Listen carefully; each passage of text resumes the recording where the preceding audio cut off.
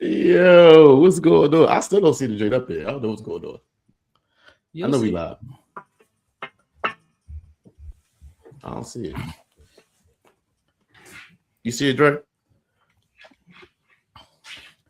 Either way, we live. So either way, we live. It don't matter what you're talking about. Hey, Charlemagne, is we live? True. Yo, this is Brothas Talkin Podcast, episode 235. If you don't know, at the 235 episodes, who I am the flesh man. I'm the fat boy. I will call you Broadish. I'm your favorite potter's favorite potter. I'm fleshy on that Jameson. I'm also the defendant. Holla at me. And I'm Rell, aka Iceberg Shorty, aka the king of controversial comments. I said what I said. Don't at me unless you're trying to cut the check. I'm also Relly with the white tee, 7.5 Shorty. And today I'm court ready, Rello with my jacket on right now. Snitching ass Rello. That's crazy. 140? Oh, okay. 140. You know okay. Got my, you know what I'm saying? My jacket on right now. he ain't see it. Yo, pass my stack. I am court ready, Rello. Hey man, you know what? I'm the artist formerly known as Juice, man. I'm you know what I'm saying, Andrew Williams of the Andrew Williams Network, and of course the Brothas Talkin Sh podcast, man. I'm just doing some family stuff, so y'all might hear some background noise, whatever the case might be. Hey man, I'm ready to pop. Also, we still have the 50K sub movement running on the channel. I don't know if y'all been talking about that. No, you got it. It's you. Y'all need to be running it up. We gonna get 50K subs here on the channel, and I'm glad that we live. I know y'all gonna be in there talking. We're gonna be talking back to y'all, man. Let's go. Yo, what up? This your man Dre B, aka King Mello. Turn me up in the headphones. It's time to pod. And ladies and gentlemen, you are not mistaken. You have entered the brothers' court. All rise, the Honorable Andrew Williams now presiding.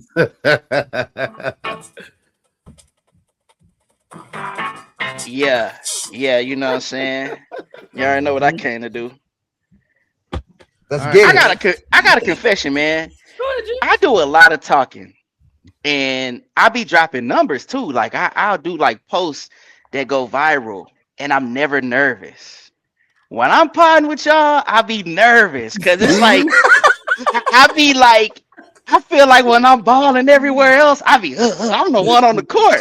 But when I come here, it's like my game got to step up. Y'all know what I'm talking about. You be podding by yourself, right? You talking to the world, so it's uninterrupted.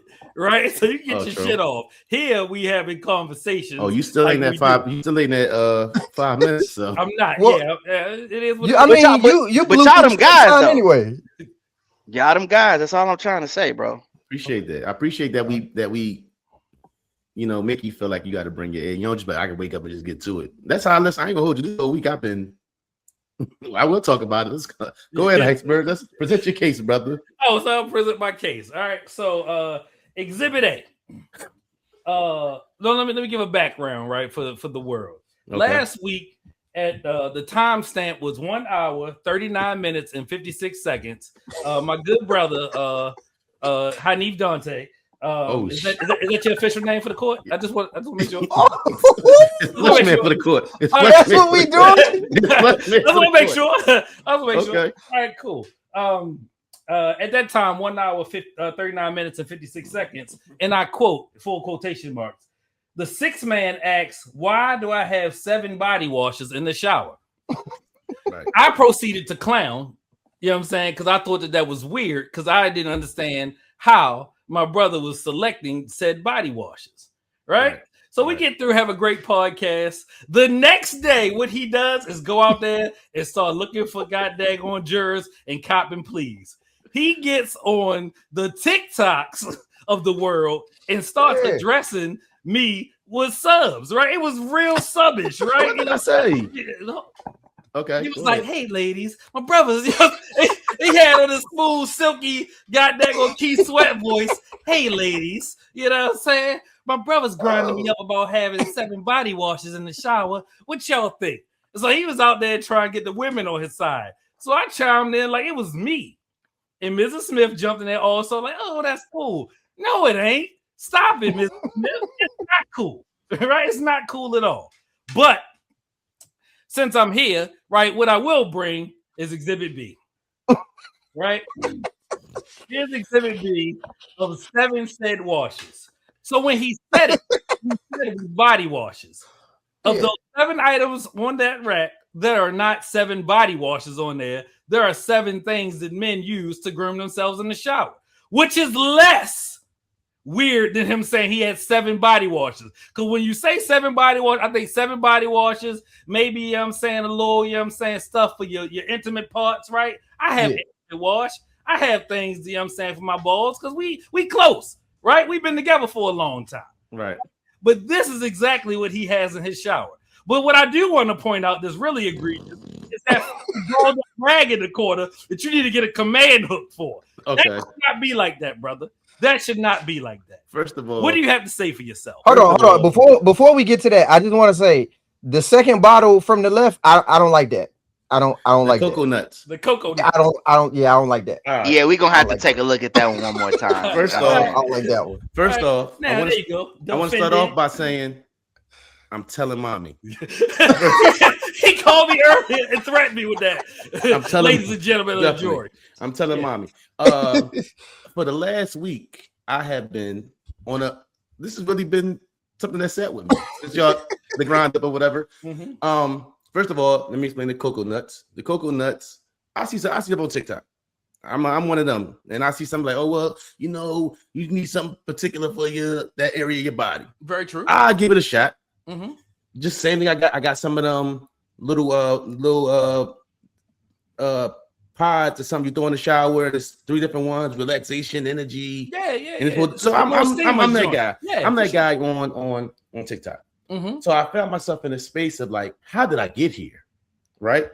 Because I used to be like one Smell Rell. I used to be like one Smell Rell. You know what I mean? Yeah. I used to be. Oh, you rapping today? Okay. Oh, okay. I had that in touch for a couple of days. I know you did. I was like, how did I get here? You know, when I lived on Ashmead Street, I had one soap in the shower, and I think I just more space, I guess. And what's crazy is the 6th man keeps adding to my addiction by when I get a basket for like my birthday or for Father's Day, there's 2 or 3 bars of soap or different soaps added to it. Also, that rag that you spoke of is more like one of them. It's not a rag. It's one of them. What's the name? Scrub joints. Right. Only reason it's like that because the soap is in there. My bar soap is in there. I don't got nothing to put my bar soap in. I don't want to sit it on a platform like that, just regular. So I put it in the soap. Got it. Yeah, exactly.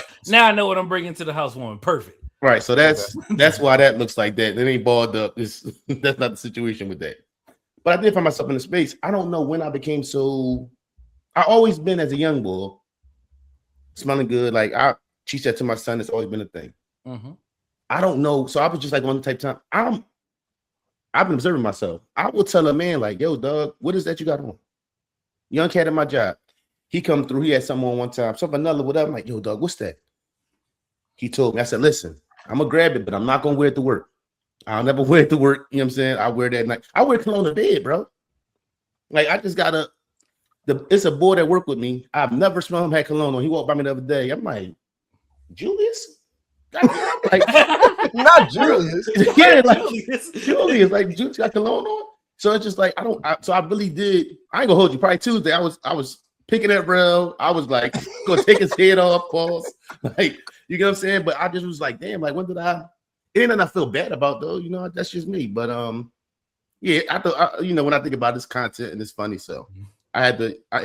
As much as Jay's the butt of the jokes, I got to be the butt of the jokes on that one. So and I was trying, and I did ask the fellas. I said, fellas, do you think it's crazy too? So I asked the ladies, and I did refer to the men as well.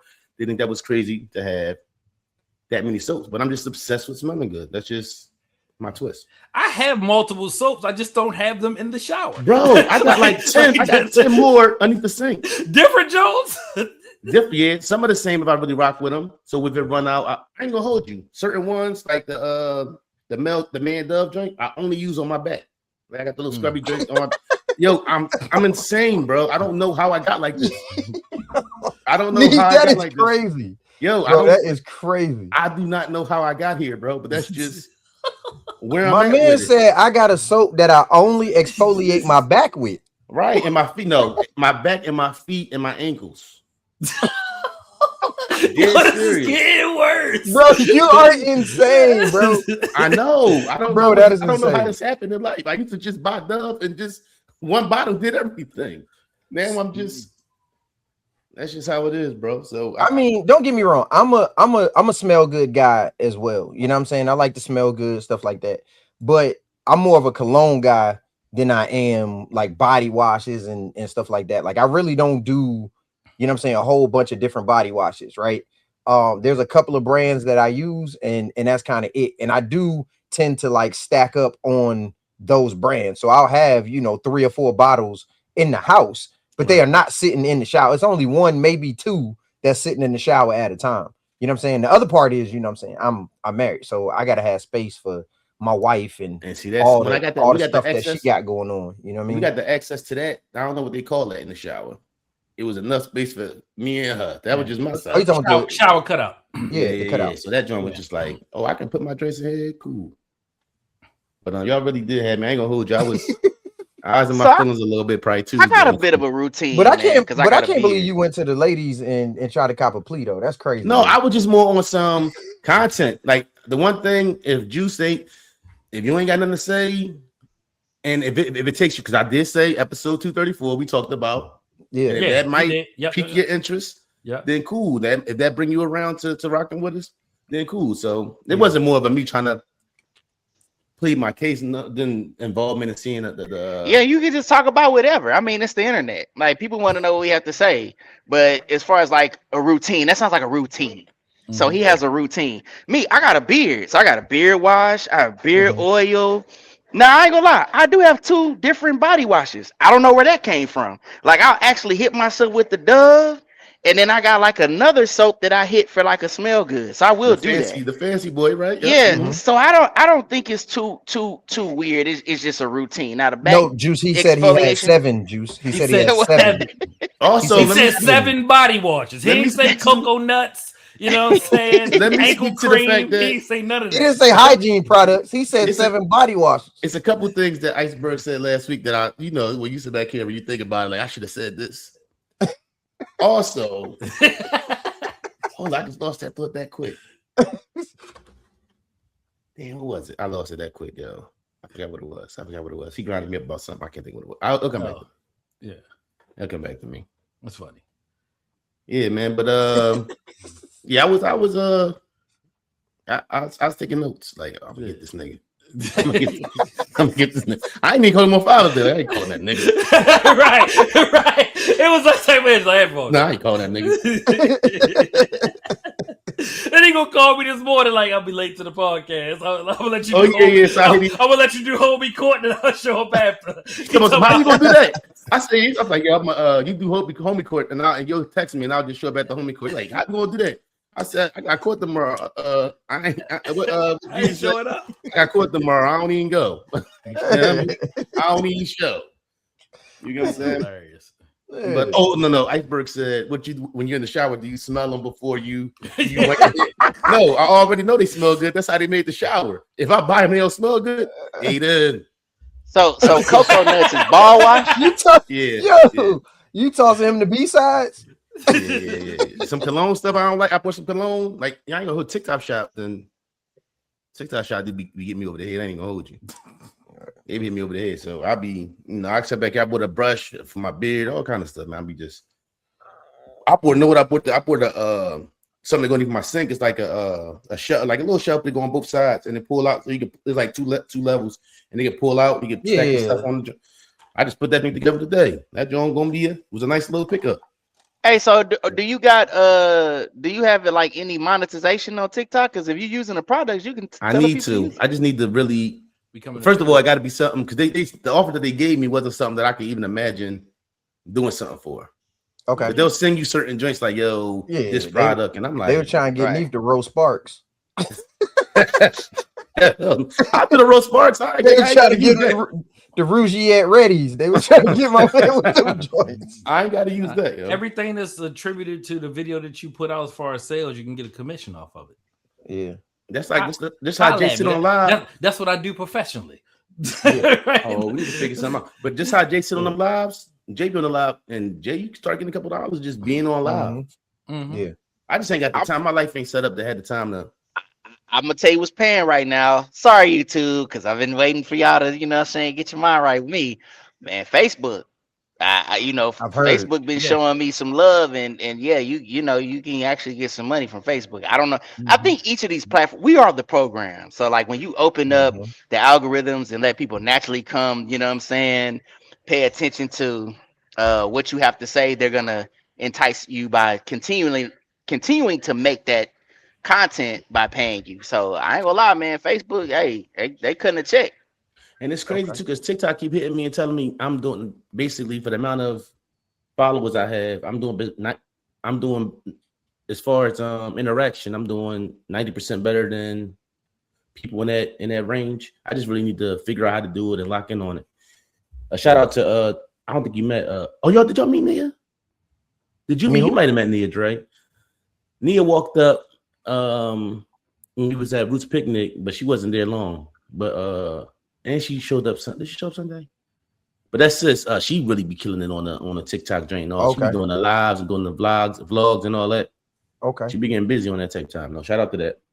Gotcha. So what's next? I don't know how this homie court thing. Am I guilty? Well, that was for the, the people to decide. That's for the that's for the people to decide. Well, I got my you got that paper. Throw it in the comments. Get that. I also got I got a poll right there. You know what I mean? Let's go. Okay. Let's go. Iceberg. This what looks. Yeah, man, we definitely gotta let the jury speak on this one. But I'm gonna say this, man. I do think 7 may be excessive, but when you break it down, it's legal. I'm gonna say it's legal. I'm gonna say it's legal. I ain't ready to throw him in the pen yet, man. I got the appeal situation ready. I got the paperwork. The 6 man got the paperwork ready just in case you gotta appeal this. In case you gotta appeal it. Yeah, baby, ready. We ain't going out like that. I ain't taking no deals neither. Like free me to the what they say, free me to the words backwards. Yeah. Kind of free need until need free. Yeah, they try to keep it real nigga down. What you went for? Man, I had 7 soaps, man. I don't even know what you're talking about. 7 soaps in the that shower. Nigga had 7 soaps in the shower. Oh man. All right, so Father's Day was yesterday, fellas. Yeah. How was your Father's Day, man? It was good. It was good. I took yesterday to stay in the house and do absolutely fucking nothing. That's what I did. I treated myself it's a little spot out here. So I had to go get me the closest thing I could get to a Philly cheesesteak. So I went, got that yesterday. I watched the World Cup and I cooled out. My daughter, she did make me like a homemade card. And she made me like a keychain and a couple of other things. So, I appreciated that. But yeah, man, I chilled, bro. I did some other things Friday and Saturday. So, when Sunday rolled around, I was trying to chill. Man, my Father's Day was like a real Father's Day. I was working, I was cooking, I was doing stuff, man. Like that. But that's what I wanted to do, man. I'm off the road for a couple of days. I had to really hustle to get back home. So spend time with my wife and kids. Was cool, man. Really seeing as a father what I sowed. I sowed some seeds and the benefits of it, of seeing my kid. Like it hit me like, oh wow, I actually started a family. Right.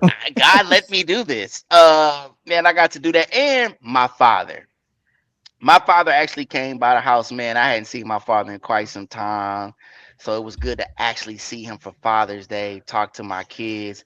And talk about Juneteenth. I know we're gonna be talking about that later, but I'm just saying that was one of the things I got to see my father do. Talk about the history of the family, and talk with him. And my kids, you act just like Daddy. So that was cool, man. Like it was yesterday. The gift, the environment was the gift. You know what I'm saying? That's dope. For me, it was I worked, came home, and it's crazy to hear you speak about that. Because every one time I was at like something from my grandmother and my grandfather. And I looked around the room and I'm like, yo, they're responsible for everybody in one way or the other in this room. You know what I'm saying? That got to be a crazy feeling. Like how Juice was just saying, he look around and he see, damn, you know, these are my kids, and they become young men and young women. And it's like, imagine being my grandpapa, my grandmother, and your great grandchildren is in this room. You know what I'm saying? Like, this is like my nut did all this. You know what I'm saying? As a grandpa. I worked Sunday, came home, made a couple stops, went by the dispensary. They got 20% off on Sundays. I had to go slide, give me some Eddies. But came home. I kind of love the kids picking out a basket for me. So that is like a little basket from Aiden and Avery, little candy and stuff for me that I like, or like hot chips. And it was a Coors Light in there. It was Coors Light. A Coors Light. It was a little glass in there, you know, a nice little thing. Lyric had got me for my birthday. She had got me a shirt to wear when we go to Punta Cana, and then she got me some shorts to wear with it too. So I'm like, you know, she got me that for I got gift cards too. That was dope. Bria had got me some of the popcorn I love from Johnson Popcorn from the beach out in Ocean City. She had got me a joint of that big gallon joint. The 6 man, she about to decorate this office because I still got the echo. So we got some wall canvases coming and stuff like that. We're gonna put up and to hopefully, you know, stop all that and kind of give a little life to a room. Sometimes I ain't gonna hold you, like I be so plain with it that I'm bothered a little bit when she come down and she do what she do, but then she add what she adds to it is really necessary. It just be like, why you gotta take over? Yeah, but then when you take over, be like, oh, this dude look better though. You know what I'm saying? Yeah. So that's happening. I got my little oil distiller joint over here, smelling good. You know, it's a good little vibe in here. We went to South. It's a place in Philly called South. We went. I don't know why, certain restaurants cannot do a medium steak, dog. That steak was like fucking almost rare. And I gotta sit in back like, no, this ain't meat. Then don't try to tell me it's medium. Please don't try to tell me it's medium. Right. You say you got a distiller? No. Distiller? You said distiller. You talking about a not diffuser. The purifier. You got a diffuser. Yeah. Right. Did I say distiller? My bad. Damn, bro, say hi, motherfucker. Thought you was making moonshine. Why? That'll get you up here? Old tobacco, you know what I'm saying? Nah, but I got to see smells. I had to give me one. 6 man had one up in the room upstairs. I'm like, when we get the basement, I need one for the basement. So I'm a diffuser guy myself. I definitely got the diffuser. So I like that joint. But you gotta get the cold air diffuser. Look into that one next. Yo, bro, I'm in the middle of doing my little spill. Like, you want to give off some suggestions and shit?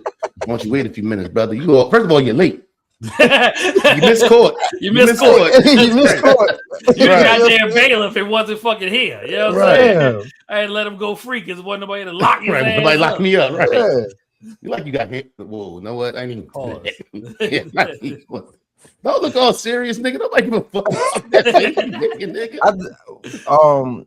I'll tell you something else that I did, you know what I'm saying, that I wanted to do for Father's Day.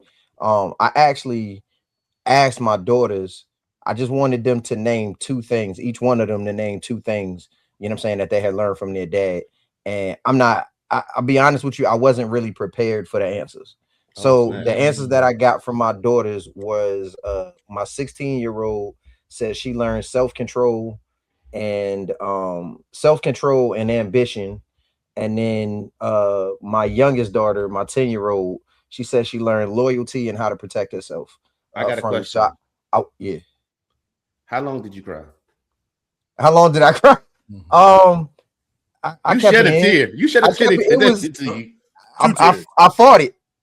You know what I mean? You know what I'm saying? Get back up there. Yeah, I fought it. But yeah, I guess I was maybe thinking it was gonna be more like shallow answers. So when I got the answers, it did really hit me because you know what I'm saying, it makes you realize like the things that I'm saying, my actions, how I go about life, like they really are watching and they really are learning. So you know what I'm saying, that really touched me. That's better than any gift, you know what I'm saying, that they could have went to the store and bought. I always say, and we're gonna get the iceberg in his Father's Day, but I always say that we're different than our parents were. We came up in an era where it was do as I say, not as I do.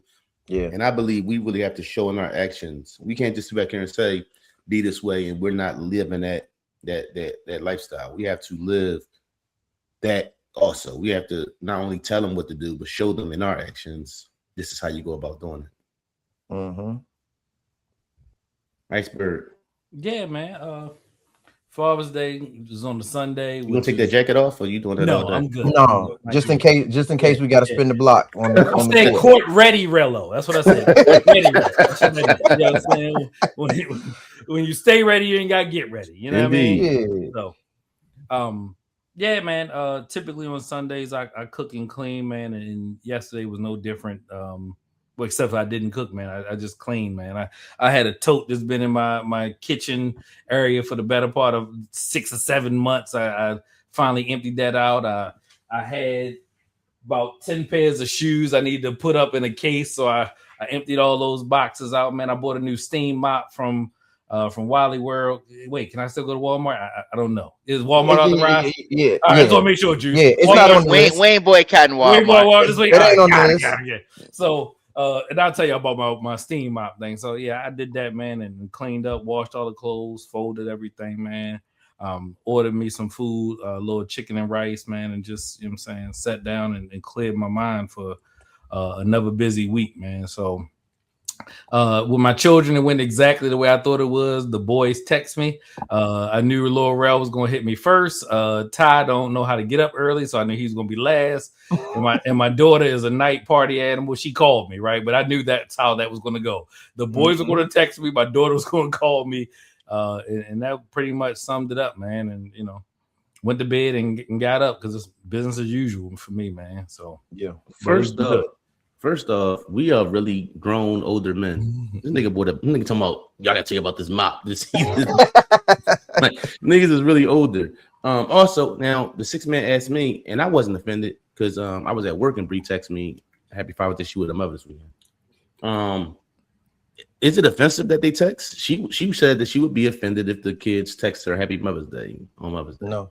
I ain't tripping off it. I don't. Hey.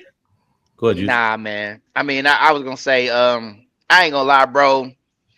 I'm just happy that I'm around these kids. I don't want to say. Right. I mean, maybe I should want more, but I'm just saying. I think for women it's a little more sentimental. For us, man, I got to, be home with my family. Like Rel said, he went to Wally World. Man, we went to Lowe's and got plants. Continue to show we are grown ass men. Yeah. So like, plants. I don't care, man. Even like, I think for my birthday, my kids text me. Maybe the girls are always gonna treat daddy a little different because that's just how they do. Right. But I ain't tripping because I kind of know what my boys is on. We so similar, so I don't be offended by that. If I'm keeping it a buck, I didn't call anybody on Father's Day. I texted everybody that got a Happy Father's Day from me, so I can't. You know what I mean? Like, nah, I don't.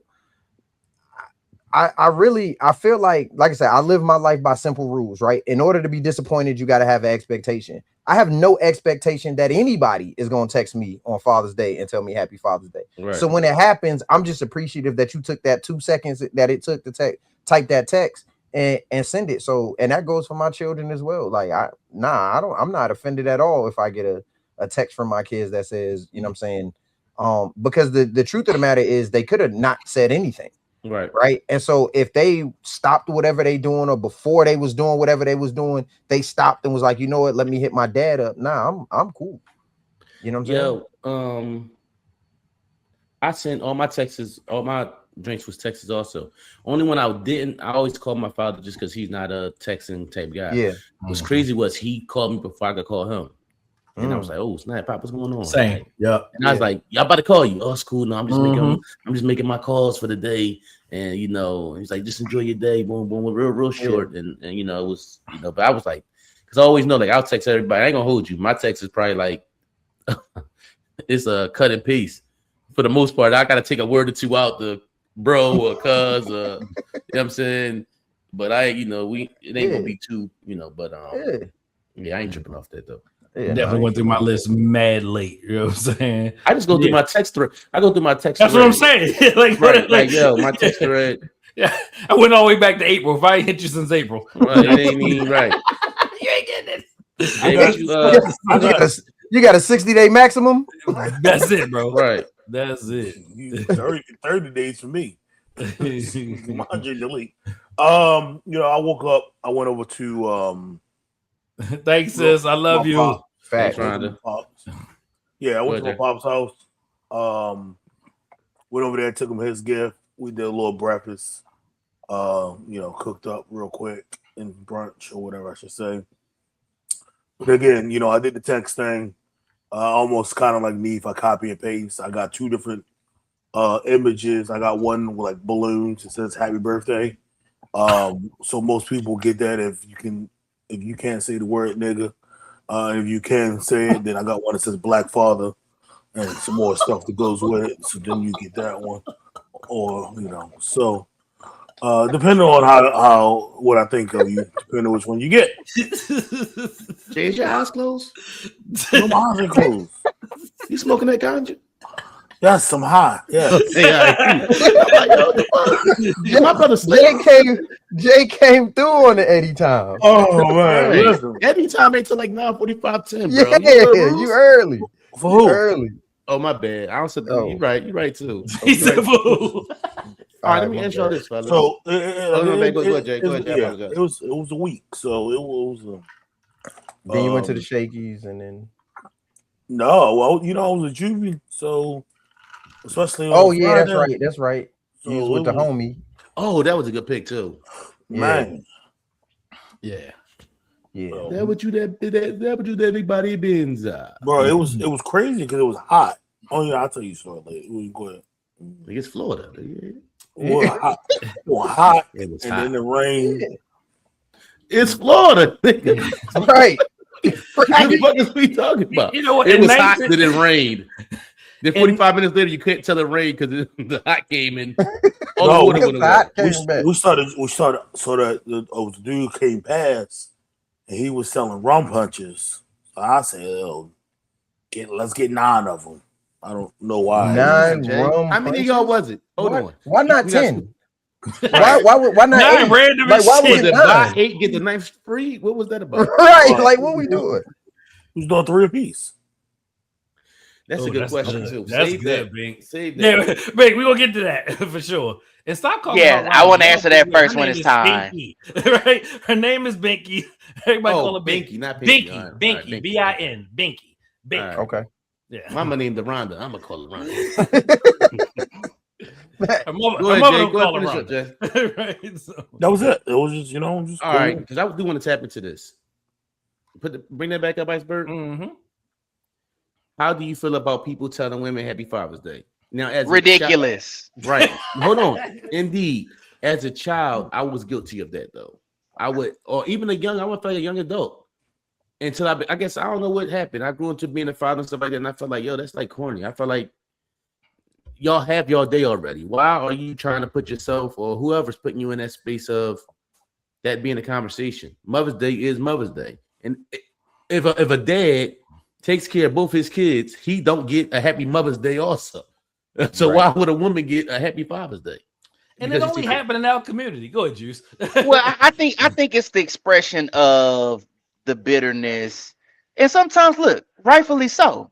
Bitterness isn't good, but we can't pretend that it doesn't come.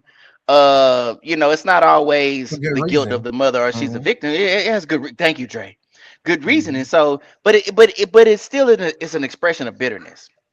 So, it's letting the world knows that it didn't work out with this dad, or I have an issue with this man, or he's not around. I'm taking up the responsibility. And I think the transference of that energy to the kid overall is just bad. Because at the end of the day, let's say the daddy isn't around for 10, 15 years, and at some point they create a relationship. I think that needs to be accepted, and that should be acceptable. And then a lot of times I'll land here, we don't know what the issue is. We really don't know, as Corey Holcomb say, dick and pussy shit. You know what I'm saying? I know I got kids in there. Oh, forgive me. But, we don't understand it all the time. So a lot of times we don't know what the issue may have been between that mother and father, but I think it's corny. I will say this. It's waning.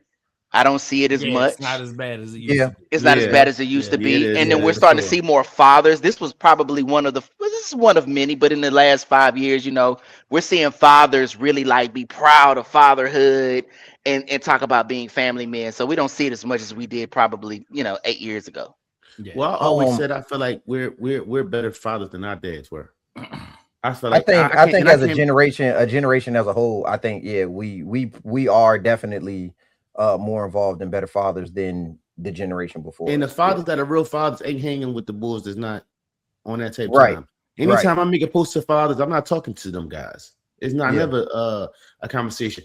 All right, so I was debating on whether to bring this up on the pod, but because of where Juice took it, I want to ask this before you move on to that. I just want to say this. I'm not. So I told one of my homegirls Happy Father's Day. You know what I'm saying, jokingly. But I don't really believe in it. I agree with Juice that, you know what I'm saying, there's an element of bitterness that comes with that. There's an element of like attention, like a necessity for attention, and that type of thing. Women have their own day, they have Mother's Day. And the truth of the matter is, you know what I'm saying, it's just my personal belief. I don't believe that a mother is ever playing both roles. I believe that she's just being a great mother, right? I don't think that a woman can be a father. It just, you know what I'm saying? There's just certain principles, there's certain things about being a man that she just don't understand and she can't relate to, and therefore she's not going to be able to pass on to her child. So I don't believe in telling, you know what I'm saying, women Happy Mother's Day. Happy Father's Day. They can have all the Happy Mother's Days they want. You know what I'm saying? They can have all, Happy Parents Day if they want to do it, but it ain't a Happy Father's Day.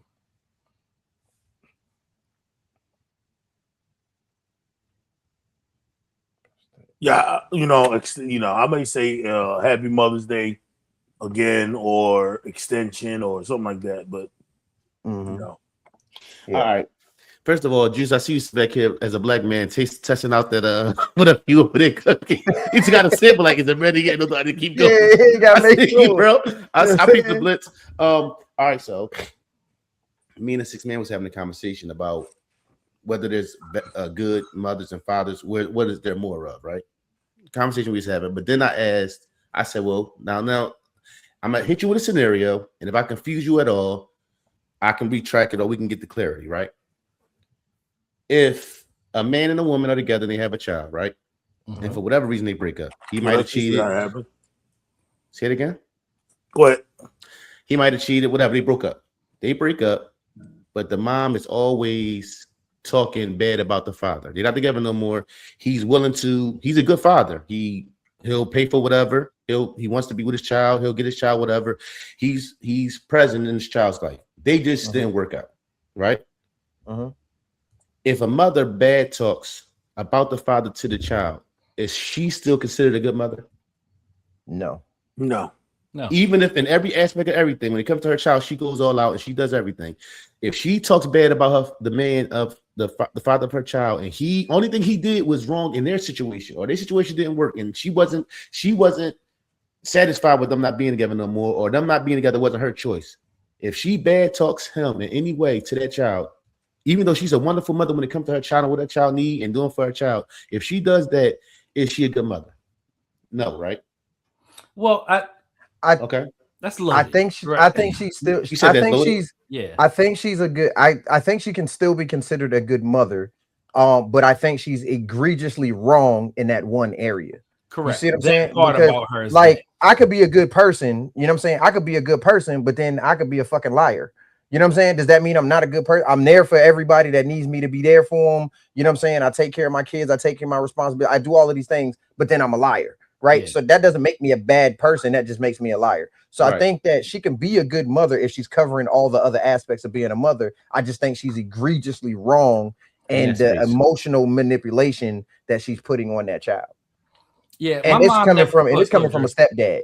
You know what I'm saying? So I have a stepson, and one of the things that I have a stepson, and my parents, their divorce was final 6 months after I was born. So I've never, you know what I'm saying, seen them together. I've never even seen my parents in the same room, and I'm 42 years old. I've never seen them in the same room.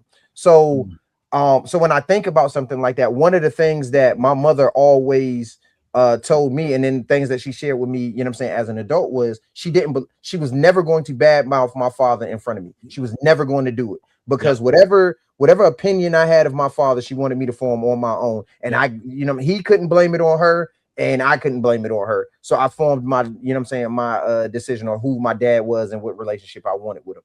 And so on the other side of that, raising a child that's not biologically mine, you know, if I felt like my wife was going down that road of, you know what I'm saying, hey, whoa, hey, come here. We can have that conversation, but that he need to go downstairs. We're not gonna do that. He gonna whatever he got going on, he gonna have to answer for that when he older. You're not gonna do that. You're gonna form it yourself. Yeah. My mom never said a bad word about my real pop to me ever, right? And that wasn't on both sides. Like to this day. Yeah, I mean, yeah, still to this day. Y'all remember like LL Cool J song "Going Back to Cali"? Yeah, right. Like my mother's nickname is Patty, so he's like, "I'm going back to Patty. I'm going back to Patty." I don't think so. And like had me singing that in his car. You know what I'm saying? Like, and I vividly remember that, right? But my mother's never said a bad thing about him. When he stopped doing what he was supposed to do for me, because I went to private school for elementary and middle school, like. She stepped up and made it happen, right? And like, most of y'all met my stepfather before. You couldn't even tell that he's not my dad, right? You know what I'm saying? He's been in my life since I was 3 years old. So I'm a product of a step parent household, man. And I think my dad is the greatest man in the world. And at 45 years old, man, my real pop is close too, right? Yep. You know what I'm saying? Like I text with my stepdad yesterday, but I talked to my real pop, right? Yeah. And, you know, we go to football games and hang out, and if I need something, he come through, because, like, you know, so like life is different, and you know, you grow up, and again, same thing. I never know my parents to be together. I've seen a few pictures when I was 1, 2, right? You know what I'm saying? Yep. But other than that, you know what I'm saying, my mom had moved on. Same way. It's funny you say that. It's funny you say that too, real, because I remember when I used to go to my dad's house on the weekend, he would drop me off, and before I got out the car, he'd be like, "Hey, when you go upstairs, hey, tell my wife I love her." Why did they do like that, yo? I was like growing up, my pop used to be like, "Yeah, you know, your mom was the number." Bro, I don't give a fuck about none of that. I don't care about none of that. What you telling me for, yo? You know me and your mom, man. She was the one that got away. Nigga, shut up. Nigga, I hear that shit from you. Now, Pop's a dirty Mac in from the car. Hey, tell my wife I love her. I think it's a nuance. I think it's very nuanced. I don't think that that's a bad parent. I think they're human. But that's something that's flawed in them that could manifest later, where, you know, you have more questions as a kid. Because sometimes relationships do end bad. They don't always, you know. Most of the time, relationships end bad. It's hardly a time where it's sometimes, or every once in a while it ends. Yeah, I'm a rare case, man, because I actually got a divorce and I reconciled with my wife. Like, I actually went through an actual real. Man, shout out to you and y'all for like, bro. I love Juice when he came to the chat and said, "Me and my wife getting back together." I mean, it was, but that was a struggle too. Like, it wasn't a linear. It wasn't linear. But what I see, like, this is something that I talk about. Even like I'm battling people right now online when I talk about what's the most revolutionary thing you could do as a black man to save your family. Because a lot of people ask me, well, what are you doing in the community? Well, I'm doing what I can do. That's saving my family.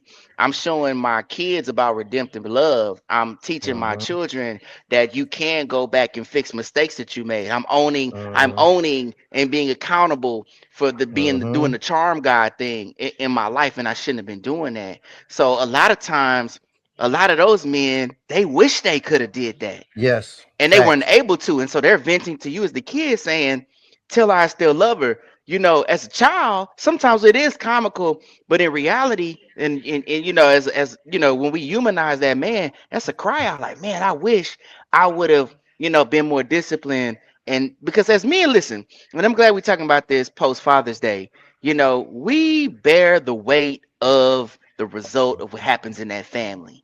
We all, when we lay down at night, we feel responsible for what's going on. We feel responsible for the children. So at the end of the day, even when that mother's being bitter, I'm not trying to pander, because I don't pander to women, but we do have to have some ownership in how they're feeling around that child, because if we would have been able to maintain them as a wife or a mate, we would have had more control over the information that they're giving to that child. As fucked up as that is, it's just what it is. Now, sometimes it don't work out. Sometimes it don't work out. And yes, when that mother is just, I mean, you willfully putting out bad information about this father, she will trust me, she will get she will reap the benefit of that. And I don't mean benefit in a good way. Like, that child's gonna be able to look at you as a father. If you showing up and you being present and doing your thing, then they're gonna look at that mother sideways. But I mean, at the end of the day, the more I understand women, the more I understand that a lot of times you're dealing with someone that's so temperamental, man, they just speaking out of emotion. They're just they hurt, they wish it would have worked out for them. And a lot of times as men, we wish we would have did a lot better too, and we just didn't. So I'm recognizing that, and that was my fight. Like, my fight was, I gotta make sure this don't go down the path that it could go down. I don't want another man raising my kid. Then I don't want to get some old mean bitch to be raising my children who don't really like them either. Not saying that could, there are that's good thing. That's the thing. but that's the thing. It happens. That's a fucking thing. The fight, I felt like when people ask me, and I'm gonna land here, what's the most revolutionary thing I could do? Save my family. Talk about it online, but actually have it happen in my real life. Well, that's the part I don't agree about, Juice. When you say, they say, oh, what's the thing you can do, and what are you doing for the community, right?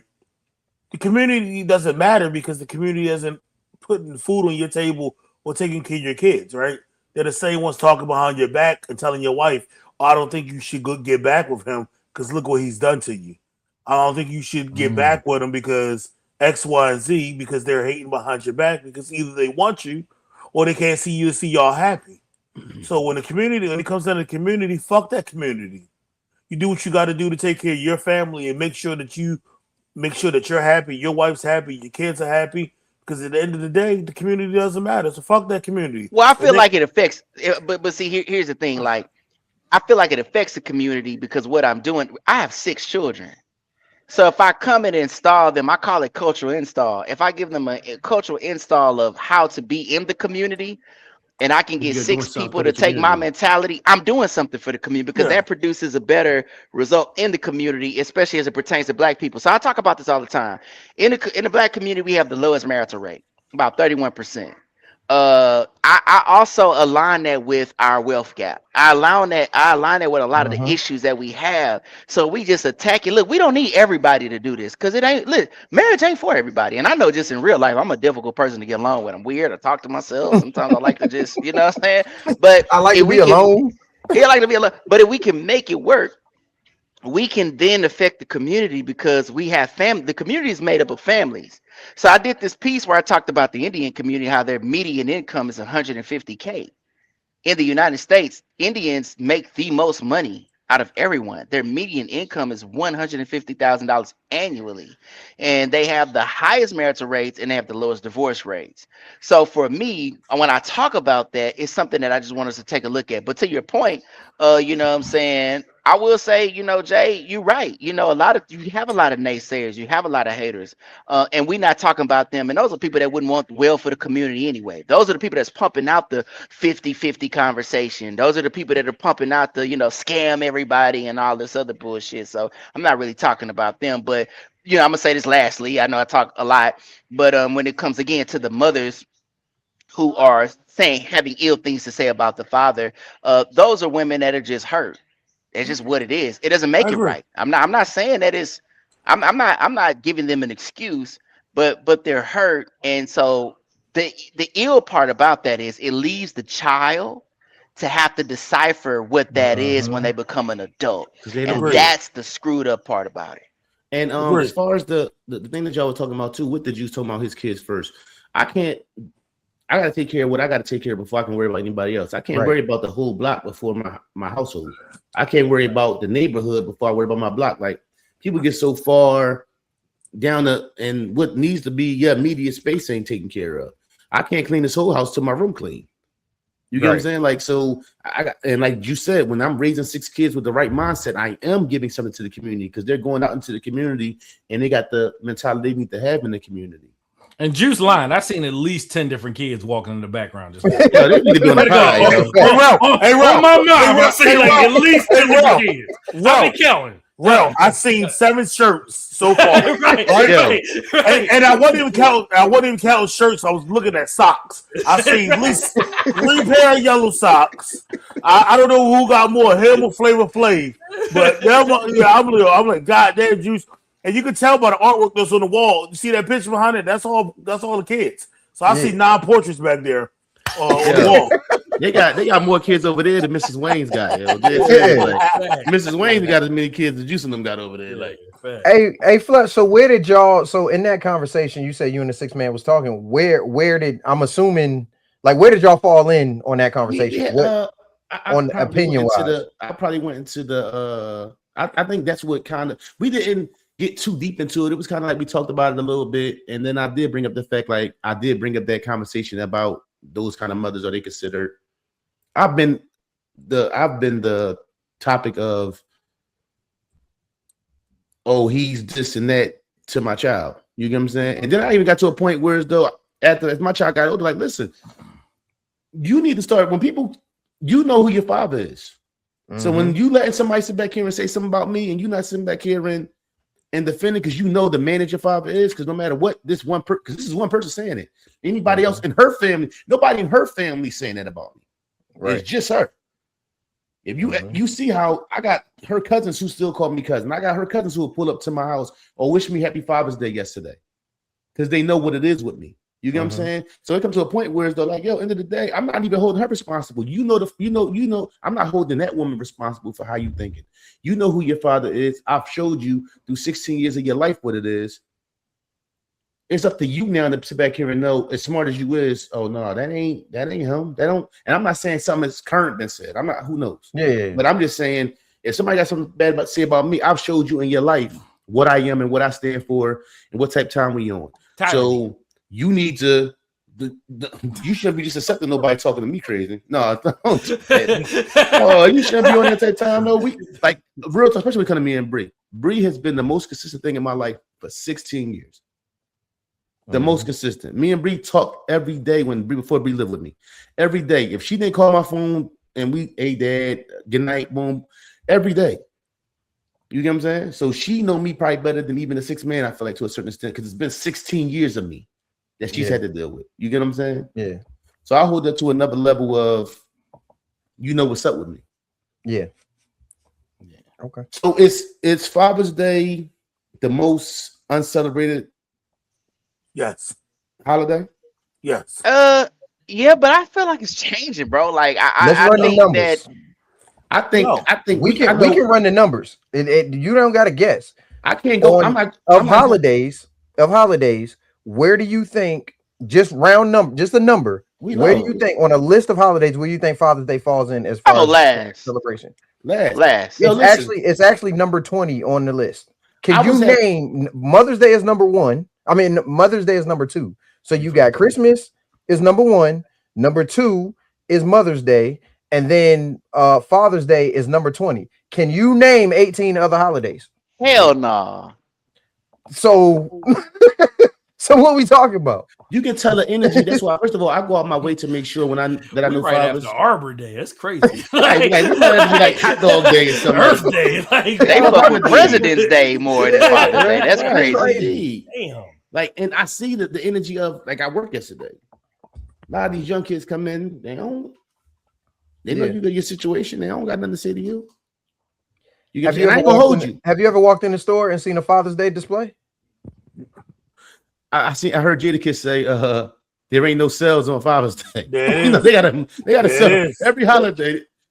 They got to pay full price. Dads and grads, we get goddamn lumped in with everybody graduating. Shout out to Blaze. Blaze sent me a joint where it was a Father's Day display. They had Rockaware sneakers. Whoever wore Rockaware sneakers? They had Juneteenth and Father's Day in the same weekend. Yeah, bro. So there ain't no Father's Day songs. There ain't no Father's Day displays. The commercial went away. Macy's even took the float away. They don't even have a Father's Day float no more. Macy's ain't no real man make Father's Day, because if a real man made Father's Day, that Sunday would drop week 1 of the NFL season. Yes, that's a fact. And I feel like we should start in the middle of June. I don't watch no damn baseball. You need to start a petition. It should be like Wild Card Weekend. Yeah, you need to move it. The first NFL Sunday, however that falls. Because that's around Labor Day, so I can see. No, it matters. It depends. That's why I say how it falls. Like that's something. Hold on, Wild Card Weekend is what? I mean, Wild Card Weekend is January. Yeah, I'll take Wild Card Weekend. I'll take that. That's MLK Day. Is it? Is it? Weekend. Yeah, close. Because you I'd got Super Wild Card, and then we still get more love.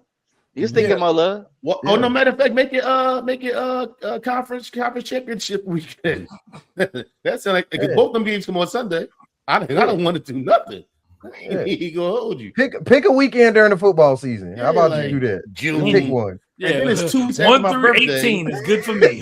Right, it's 2 weeks after my birthday. Like that shit is the worst, bro. I got like a 2-week gap where I'm celebrating. The rest of the year, fuck out of here. I don't get none of that because for the last couple of years, Father's Day and my wife's birthday done fell on the same week. So I ain't getting none of that. Oh wow. Yeah. Hell no. Shout out to all the fathers out there though, man. Y'all Tupac kids that don't nobody else care. I'm gonna ask you this question while you said that for NFL, right? Mm-hmm. When you get ready for NFL season, right? Do you do anything special to let your wife know that is coming up? Because I used to. What I normally do is with anything I want to do, I make as learning through life, being with women and learning in life. Let me make sure she cool before I do what I want to do. So I'm always going to be on some. I don't watch college football that much anymore. So Saturday, what you want to do? Oh, Sunday morning, you want to get up early and do something before 1 o'clock? Cool. Let me make sure she cool. Because if she cool, then she ain't got nothing to complain about. Because she not going to fuck my Sunday up with, let's go to the... No, we did everything you wanted to do. Let's go on a date. You want to go to the movies. You want to go do whatever it is you want to do. You want to lay up under me, whatever. Want to watch Netflix and chill. We can do that.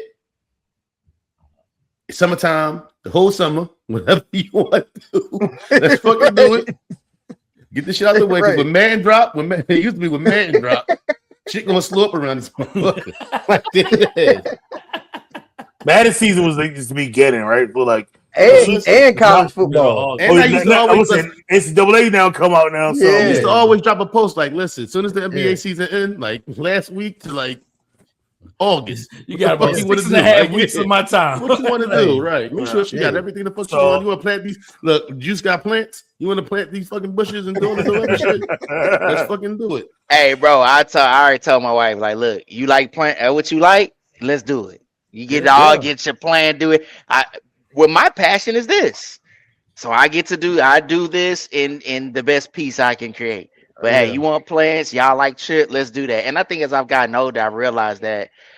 So this kind of visiting that happy wife, happy life thing. I think that is really taken out of context. But if you can get what you'd like, as long as you satisfy them, because they're just the temperament of the house. You need to be happy though.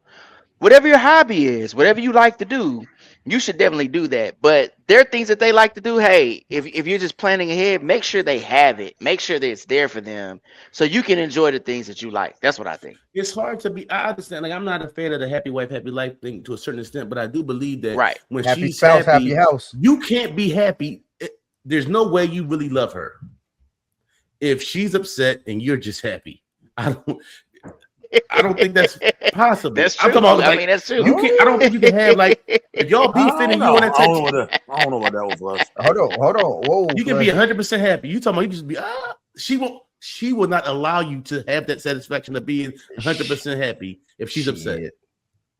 She's going to ruin. She's going to make a point. She's going to try to ruin your happiness. I don't agree with you on that one, bro. Nah, I ain't with you on that one. Actually, I agree. I'm gonna let y'all cook, but and I'm gonna let Neve cook, and then I got something. I agree with him. I just think that at this point in my life, first of all, it depends on what she mad about. Number one, but then number two, I'm just at a point in my life where my inner happiness is at a level that it has not been at probably ever in my life. So will it bother me that she's upset about something? Possibly. But if I think you're upset about something that's absolutely ridiculous, I'm not about to let that shit ruin my day. I'm with that. Like I'm just not. You know what I mean? Now, if there's a if I could look at the situation, be like, you know what, I was wrong for that. I don't have a problem apologizing. So once you voice that you're upset about whatever, and I'm like, oh yeah, you know what, I see where you're coming from. I apologize if I make you feel that way or whatever. I'm done with that shit. Right. Like we're not sitting and stewing in this motherfucking in this argument or whatever it is. No, I don't know. You told me how you felt. I validated your feelings and told you I understand why you feel that way. I apologize for it. If you still want to be mad, I'm going on about my day. Oh, that's different. I'm done with it. Oh, that's different. You know what I'm saying? I can dig that. I can dig that. Like, because that's the way that I handle the situation, because that's the way I handle it. If she's still upset, then ain't nothing else I can do for you. The one thing I say about me and the 6-man real quick is, as we've been together longer, our arguments don't last as long and there's less arguing. Our honeymoon phase was so long ago that once we did, like, we don't. I know people 2-3 days. I ain't talked to her in 2 days. We don't never be like that. We always, if she a little upset, it's hard for me to just if we going through something, for me to just go about my day and be happy. When it's resolved and we figure it out, then it's a lot easier to go about that and being happy. And I can't just be like, oh, we in a good. Because if she upset, if we had a situation, if she's bothered about anything, if something going on with her car and she keep telling me about, it's going to consume like it. To me, it's my responsibility to a certain extent. I don't know if I'm wrong for that, but whatever she's bothered by, even if I can't control it, if somebody passes away that she loves, and she said, I can't just be happy. Yeah, that's a different scenario. But I get what you're saying though. If you're wrong and you just in your feelings about it, that's one thing we don't have that type of issue where though it's if she wrong, I can dig it like, yo, you wrong, and I'm now temperamental shit that they would go through. I don't think that should dictate your happiness, because you can. Right. When I was younger, it would. So like they're gonna be temperamental. But I'm saying, like, imagine you going out every night with the guys having a good time, and she's sitting in the fucking house just depressed. Like that's what I think we're talking about. It's like, dude, every single night you're just having a great time, and you come see her, she's about to fucking just lose it. Then I think it. Things like that person will try to ruin your night though. That person who's miserable all the time will try to ruin your night and try to start something. Yo, go do whatever it is you want to do. I've never been like, it's some people that, let's say, if they spouse want to go out, I gotta go out too. No, I got no problem sitting in the house watching the kids and doing whatever. Or you want to go do this? Like she gonna go see Chris Brown and Usher and in up New York. Yeah. Are you letting her go to the R&B tour? She going with her mom, her mom friend, and they daughter. They all going. I thought he said he wasn't going to go. No, I never said that. I said I don't know if I would go if she wanted me to go. He said he wasn't going because he don't want to hear that sound that JB wife made that time. Right. He don't want to hear that sound. I ain't really pressed for it, but I've always been like, yo, I always felt like you got to go be you. You need time to not be mommy, to not be Mrs. Wilkins Castle. You need time to just be Tanera. And enjoy that, because I need time sometimes to just be Hanif. I don't want to hear dad. I don't want to hear. So when she go out and she doing her, go enjoy yourself, go have a good time. But that person who don't never have a good time finds a way to ruin your good time. Like, absolutely. No, you got to go do something that don't consist of me. That's just for you, and go do that and enjoy yourself. And you are right, Jay. It's a lot of t-shirts over there. Y'all literally see my 14 kid, yo. I just see my 14 kid, yo. I was like, jeez. Hey, Juice got half like one of the kids was grabbing another kid, right? And I see somebody chasing a dog. Was it a dog? He got half an H-Town over there, boy. Nah, Juice got a whole football team. Hey, they just switching clothes, man. Hey, man, Todd is your best friend over there. God damn. Todd is your best friend. Yeah, you silly as hell. Hey, Juice teaching him how to do laundry at fucking 4.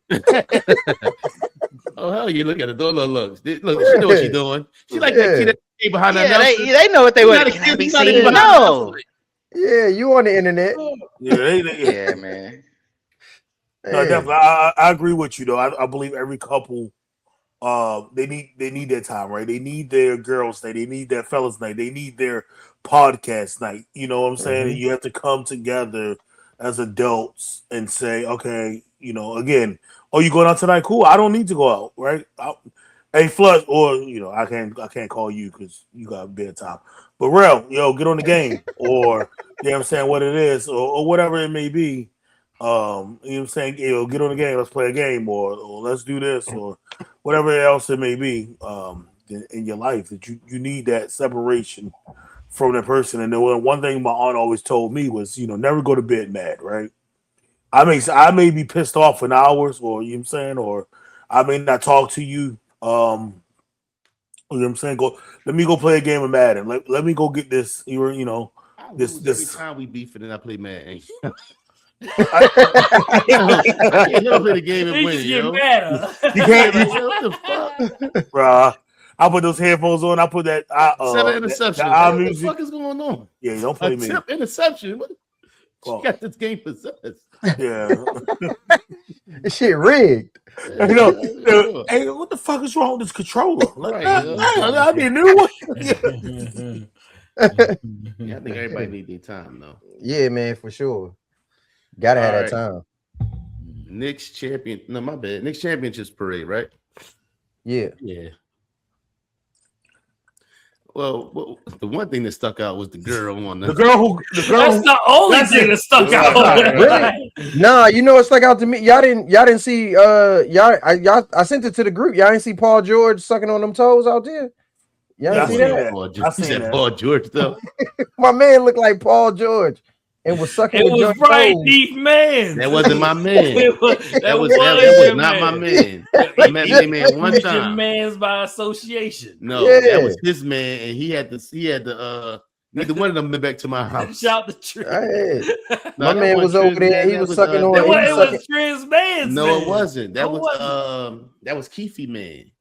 17, 18, 19, 20, 21. What, at Juice House? I told you got more kids than Mrs. Gaines over there. Hey, well, look, my man was sucking on parade toes, man. That's crazy. You don't know where them feet been. Yeah, bro. Yeah. No. And he pulled the joints out the socks. It wasn't like he pulled the joints out the socks. So she got the cotton balls on the toes. Yeah, and you know she walked a couple blocks. She climbed the pole. She was up there just chilling. And you know, man. And you know she had dirty Air Forces on because they don't clean their shoes. Yo, tell me what does winning or something that we're celebrating equal to destroying? I know that's not necessarily a parade situation, but it's like when they want. No, people just ignorant. People just look for a reason to be on that type of time. Yeah, for sure. But yeah, we're not gonna skip over this shit. Yeah, we ain't. She slung the shit out of that girl, right? Yeah. She tried to come down, and the old girl tried to push off that pole. I've never seen somebody get manhandled like that. I can't think of off the top of my head. It reminded me of what's that movie? Planet of the Apes when they she slung the bro. Like yo. Bro, y'all not even deep diving into this. Let me get this shit off, yo. First of all, she was on a pole. Right. A light pole in New York City. It's round, right? You're talking shit to a girl that's climbed up there and way above your head, right? So she got the high ground on you. Then she starts to make her way down with one arm, her left arm. She's probably right-handed, if I had to guess. She held onto the pole. With her right hand, she grabbed you by your collar and slung you off the pole with one swoop. If that was me, I would have decided that the day is over. Just leave her alone. Leave her alone. You know what? I should probably leave her alone. So then you get up after you're angry. You start grabbing on her pants, pull them down. She starts twerking as she's holding onto the pole. Then you pull her underwear down. Her ass is out as she's twerking on the pole. Continues to twerk. Right. Then she drops down onto a barricade barrier of metal aluminum joint and does a full split. And still continues to twerk while you try to goddamn throw some haymakers at her. She gets out the split, climbs down like as if she was stepping off of a curb, and grab you around and drag you at least 5 feet in a circle while she dropping beads on you. I wouldn't fuck with her. No, it was crazy. Did you hear her talk? Leave her alone. She did an interview. She did an interview. I didn't see the interview. What? All that shit's in the chat. When somebody do grab you and toss you like that, you should stop. Yeah, it's over. Bro, any woman in New York City that is strong enough to climb a fucking pole and pull herself up, you should probably leave the fuck alone. You probably should leave her alone. She did a full pull-up in the middle of New York City. Leave her alone. She was either black, Puerto Rican, or Dominican, or a combination of all three. Right? Yo. Wakanda. She was half primal. That's what she was. I don't know what the fuck. I don't know what she was, but should let her enjoy her day. Leave her alone. I believe that woman can climb the what's that? The Eiffel Towers or whatever King Kong, Empire State Building too. All those Statue of Liberty. Bro, leave her alone, bro. Yeah, she was having a good time. Yeah. When they say why you want to go home lumped up? They say King Kong ain't got nothing on me. I think of her. And look, through all the other, like she gave her multiple chances to just leave it alone. So when she got down and she did what she did after that, you can't be mad at that. Bro, she slung her like a new janitor at a building. And there was a dude involved trying to help the young lady stop getting drugged, and he couldn't stop it. Yeah, bro. And you heard comments of like, no. She had that coming. Yo. She asked for all that. Yeah, she asked for all that. Yeah, she did. Yeah. Gosh. Shout out to the Knicks though for winning, winning the chip. Yeah, shout out. Congrats. Hey! Oh, somebody popped up. Yeah, like Sherry. Yeah. Was that Sherry? That was Shannon. That's my oldest daughter. Jesus Christ! They thought it was you. They said, "Is that Sherry?" That's my. She in college. That's her. She in her second year college. That's that car you bought. That's that car. Or third year college. No, that car you bought. Man, that's what. All right. Child 14. Cost of being the one who made it. Iceberg. Yeah, man. So last night I was looking at the clips on YouTube like I normally do. And shout out to the Speakeasy with Emmanuel Acho. Shady McCoy was the one sitting in the guest seat. You shouting out Acho? Yeah, I'm for that. All right, like Acho. For that. I don't care for Acho for real, but like cool. I watch the show. I watch a lot of things I don't care for, right? But I mean, like all the time. Yeah, like I don't fuck with basketball like that, but I watch it. I be trying to tell y'all, I see everything. Y'all don't pay no attention. But yeah, so I got to give props to where it is. So they were talking about an interview that Joe Hayden had done, where he was talking about how he got a $50 million contract, $26 million guarantee, broke it down. How he ended up not having no money. So they was talking about how athletes went broke. But I love the way that Acho and Shady was breaking it down from their lenses, where Acho's parents were middle class. His father's a doctor. You know what I'm saying? Shady's parents are, middle class as well. But a lot of athletes, especially in our community, came from nothing, right? And they literally had nothing. And sometimes when you get to a level of success, you're the first person in your family to have made it, right? I've been blessed to what I consider made it in my life, and even growing up, I never thought it was going to be me, right? Like that's where it was. So even as I transitioned from doing really well to transitioning in my career to even this year, January 6th, which is ironic. I got a pay reduction, right? A pay reduction of $75,000. My pay was reduced by $75,000 at the beginning of the year. That's an adjustment. Huge adjustment, right? So, I like, who do I talk to at this point, right? And I went and talked to my mom, and I was livid, and I was ready to leave. And like, even with my reduction, it was still a good life or a good living that I was earning post reduction, right. And I'm expressing to my mom, like, I'm fucking mad. I don't want to be here no more. Fuck this job, right? I'm ready to quit. And she like, what? Because she couldn't fathom me walking away from the reduction. Right. Hell, what I was making, she couldn't fathom me walking away from the reduction, so I couldn't really express what I was feeling to the person I trust the most because the weight was so heavy on me from being the person who achieved this level of success, right? Mm-hmm. So who do you run to when you're there, right? And I'll tell you, like, being in the space that I was in, earning the type of money I was earning, I wasn't prepared for it, right? You know what I'm saying? To the point where it can sometimes be a burden, even as much as it's a blessing, because you don't know what you don't know, right? The taxes, you become the community bank when people understand what you have, right? Or understand where you are. They don't understand what you have. They have in their mind. They have in their mind, right? But then it's whenever something's going on in somebody's life, you're the person they're going to reach out to because you're the person that always can come through, right? Or, you know what I'm saying, when you out for meals or doing stuff with the family. I took my whole family to Disney World. It was spent like $25,000 in like a week. You know what I'm saying? Like it was insane. I was like, oh, everybody come. Everybody come on. Like we all going. Like all of those things happen, man. And I loved it, man. I loved doing it. But then you like, holy shit. You know what I'm saying? It come fast. I tell everybody. Let me be super honest.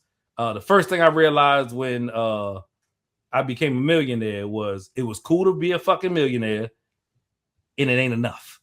Like literally, it was like, yo, all right, but see, I think enough. I think even with you, I think with you feel a responsibility for everybody. Yes.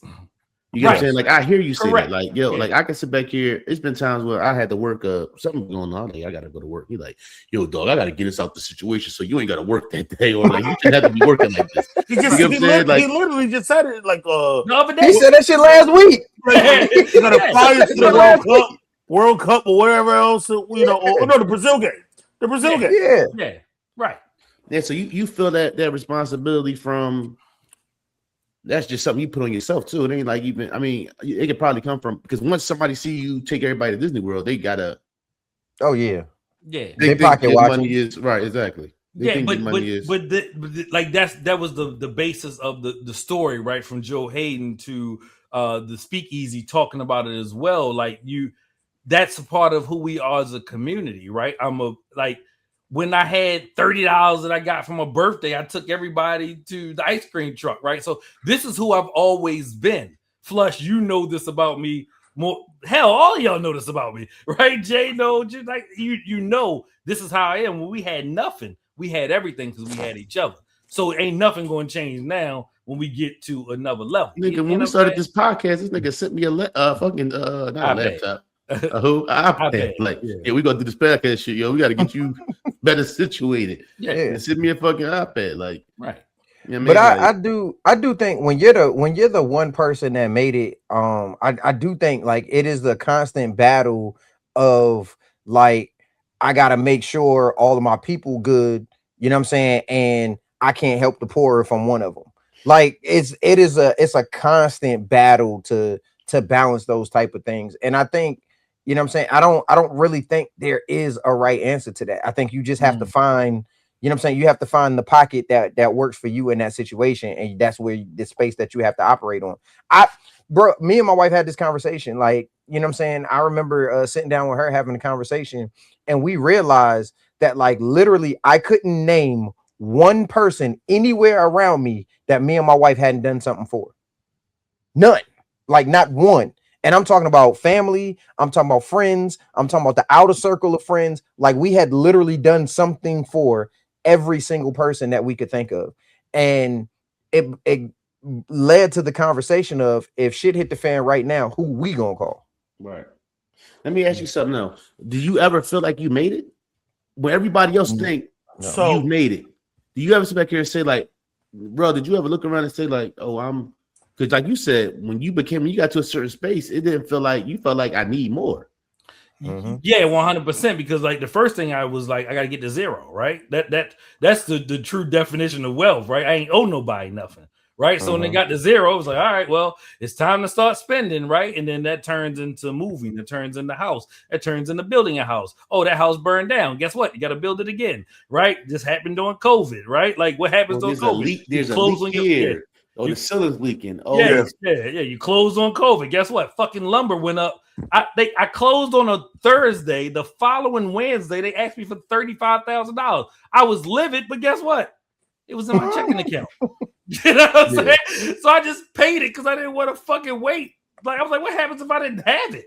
Like, like who does this happen to? But no, what's crazy? It wasn't me. Because what Dre was speaking to is kind of like, let's say when Rell got to a certain point, like let's say I remember one time I didn't do something. He was like, yo, why you ain't doing? Like, nah, financially I couldn't bust a move. Why you ain't ask me? Because nigga, I see you doing something. Like, first of all, I don't want to ever be the burden. And when I asked you, I want to save that for when I really need it. You get what I'm saying? Not in the midst of a want or something I don't know how to ask somebody for money. I don't know how to do that. You know what I'm saying? And I literally, you know what I'm saying, I live my life to a point where, you know what I'm saying, like I will downscale my life before I ask somebody else for some money. Yeah. Like I'm gonna go out and grind until like, you know what I'm saying? Yeah. Like last year when I was, going through my little financial little thing and whatnot, what I do, I went out and got a job. Even though Neef didn't like it, I'm gonna do what I gotta do. Stop telling people I ain't like you having a job. You told people that. No, I didn't like your energy with a job. You know what I'm saying? But you know what I'm saying? I'm going to go and to your other part of your question. Do I feel like I made it? I feel like I made it part, right? So there isn't a person that I need somewhere to stay. For a family or a friend that hasn't been through my house, right? Like my house has not been completely empty for, I'll probably say 6 months since I bought it, right? It's always been someone that's coming through and it's always 15. It's always been somebody that's come through like Juice House right now. A dog?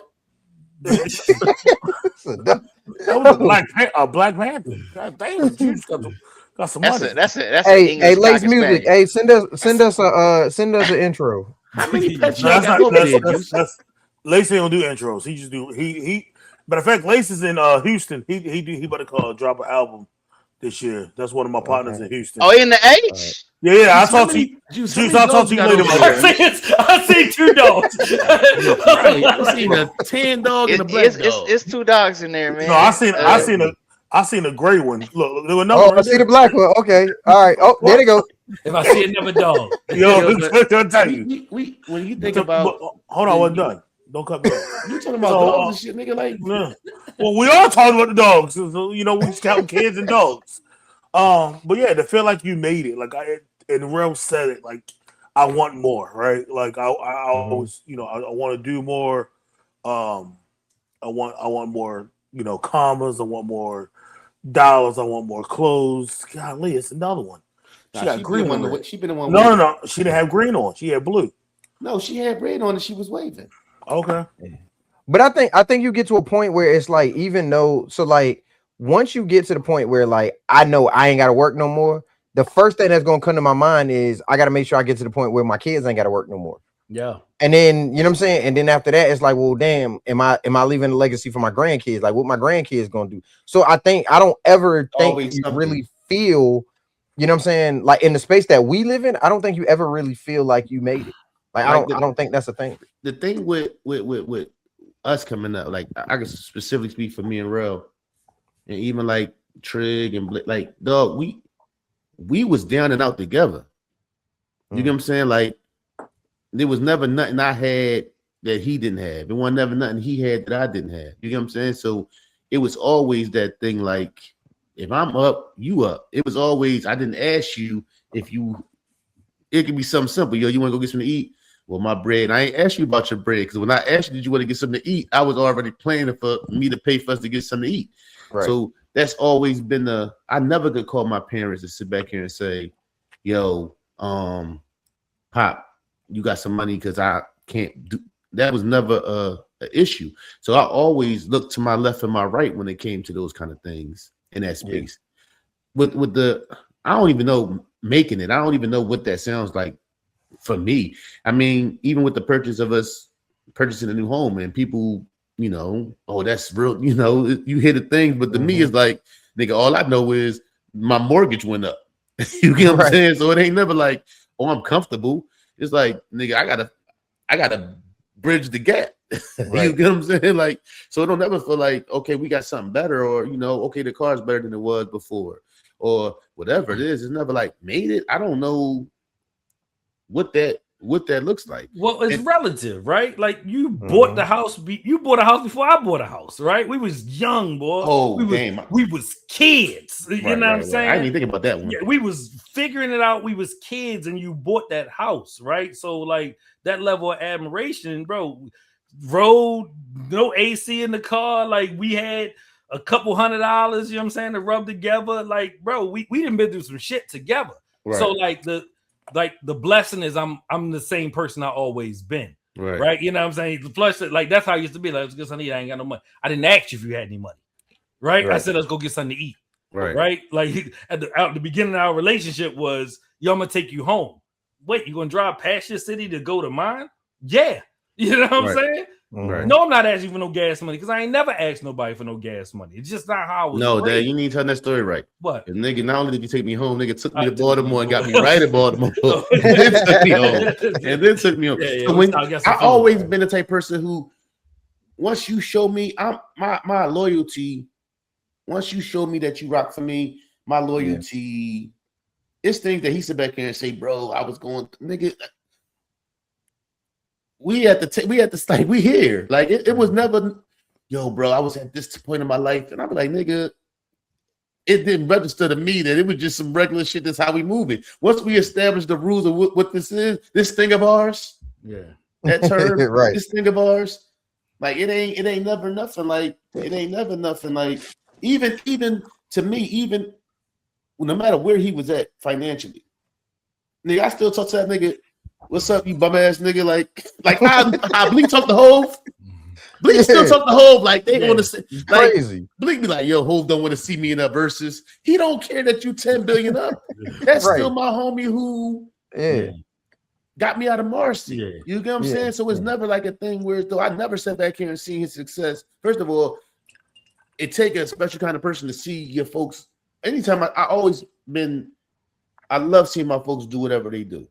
So I never sat back here, and I always felt like my time was going to come. So when Rell got a house built and he did his house building thing, you know what I'm saying? I was never like, yo, why he get to do that?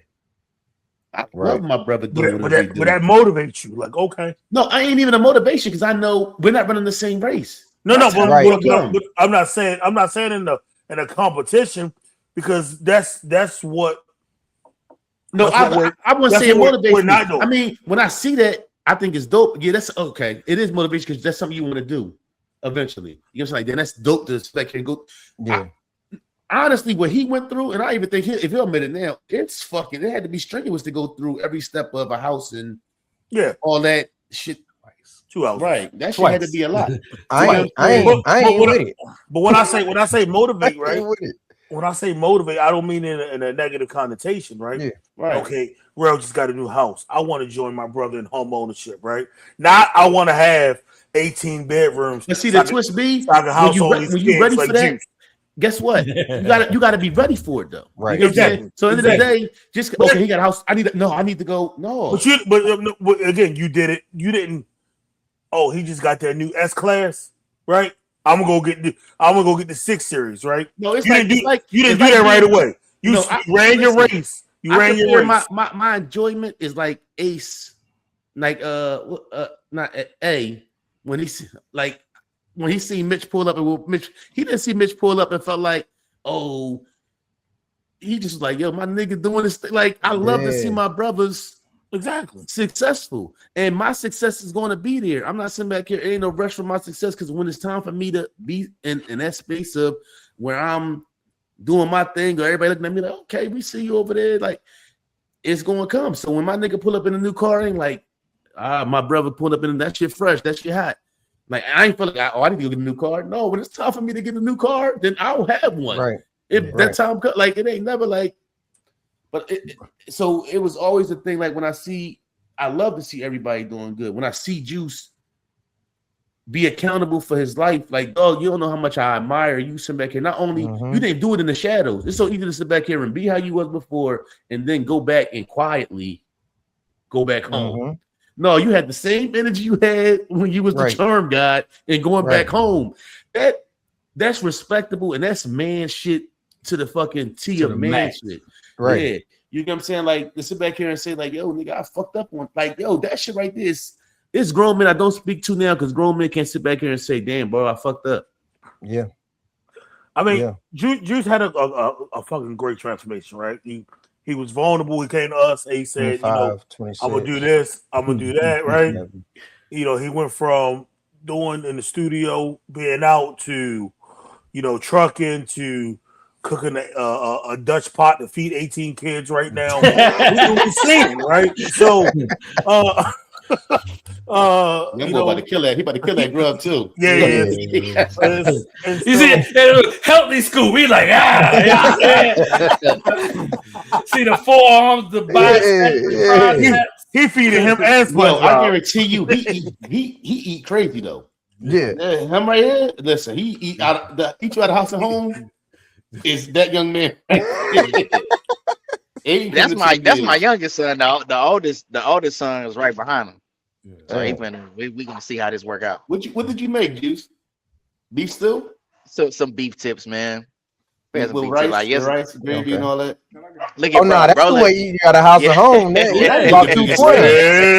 You heard that like about 215. Hey, you heard that bass in his voice? Can I get Hey, take some of that bass out of him. Yeah. What they say, bro? What they say? I'm surprised I don't see no full beards in that house.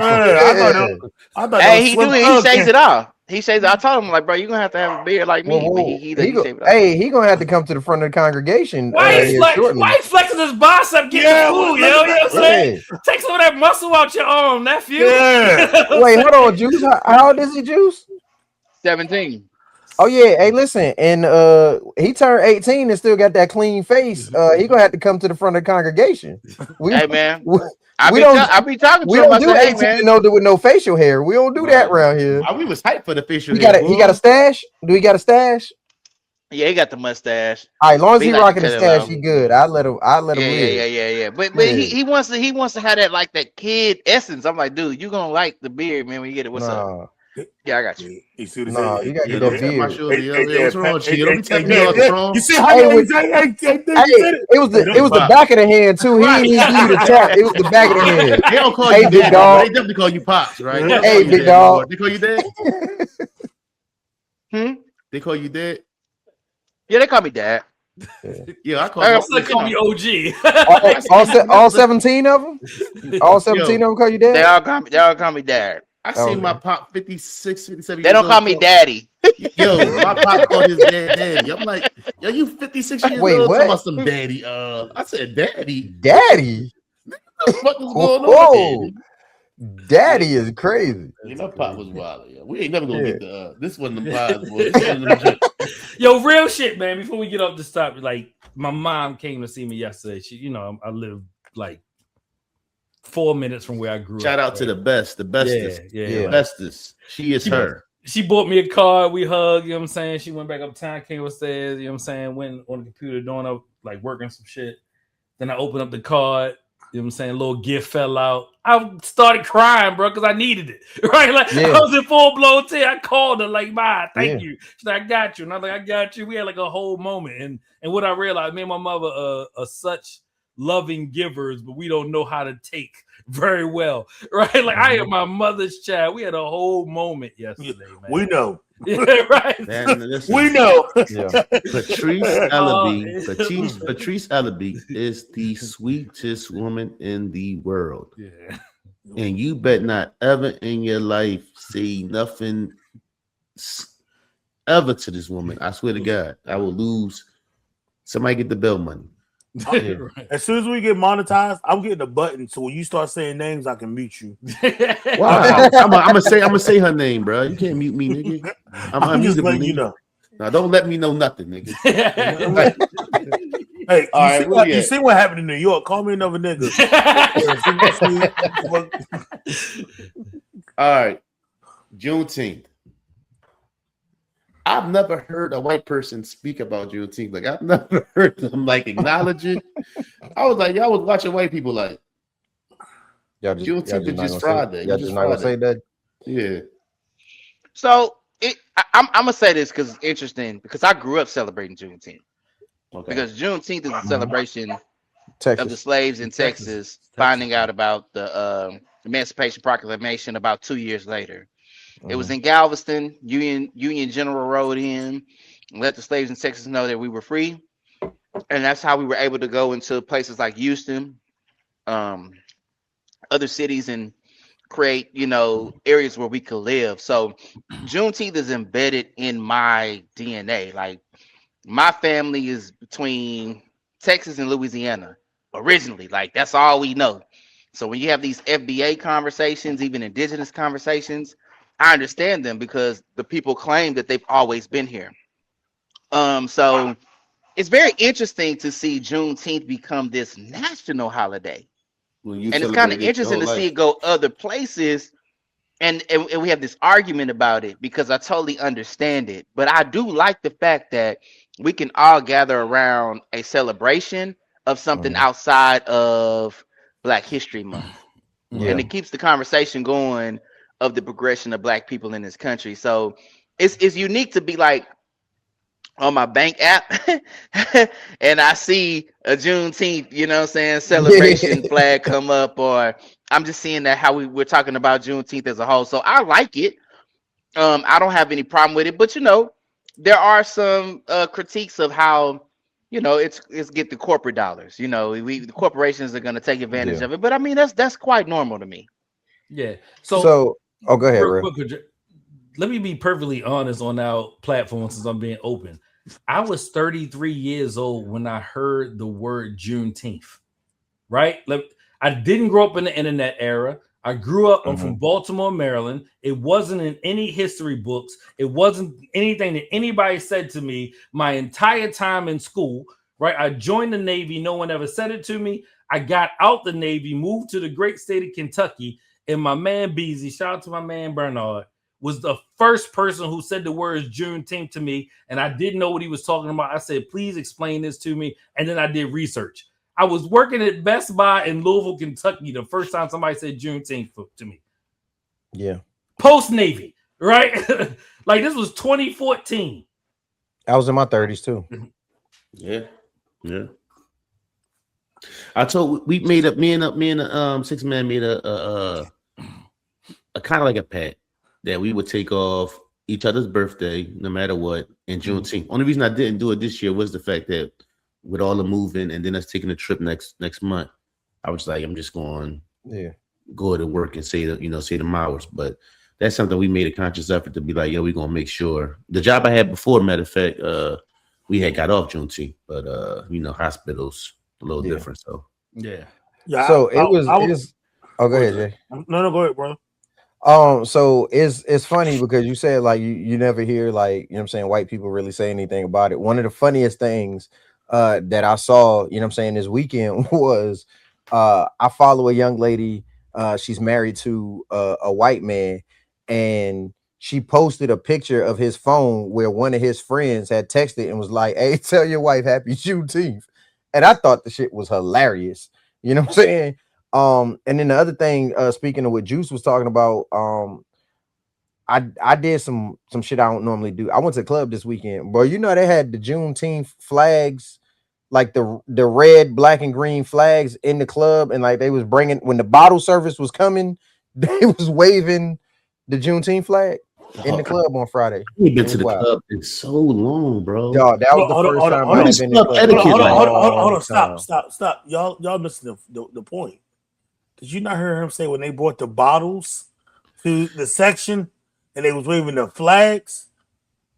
So Dre wasn't regular admission.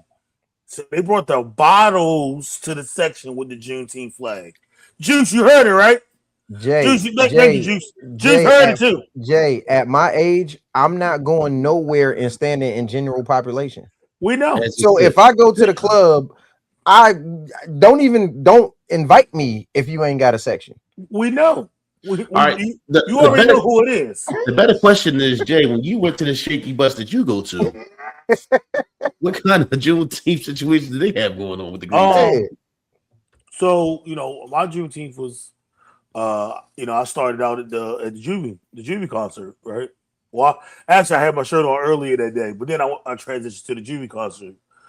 I seen white girls come, with some stuff on. What kind of stuff, Jay? They had a half juvenile, half Juneteenth. Hey, girl, and she peeked in. Half juvenile, half Juneteenth shirt on, going on, and so went back that ass. You wasn't on your usual campgrounds. Yeah, well, I plead the fifth, but so it was it's always good to see it, right, and whatnot. So and a funny story, real quick, was I was at dinner with two of my friends. One girl was white and one girl was mixed, and so we're out at dinner, and she goes, "So the other day was Juneteenth," and the mixed girl looked at each other like, "Yo, of course we know."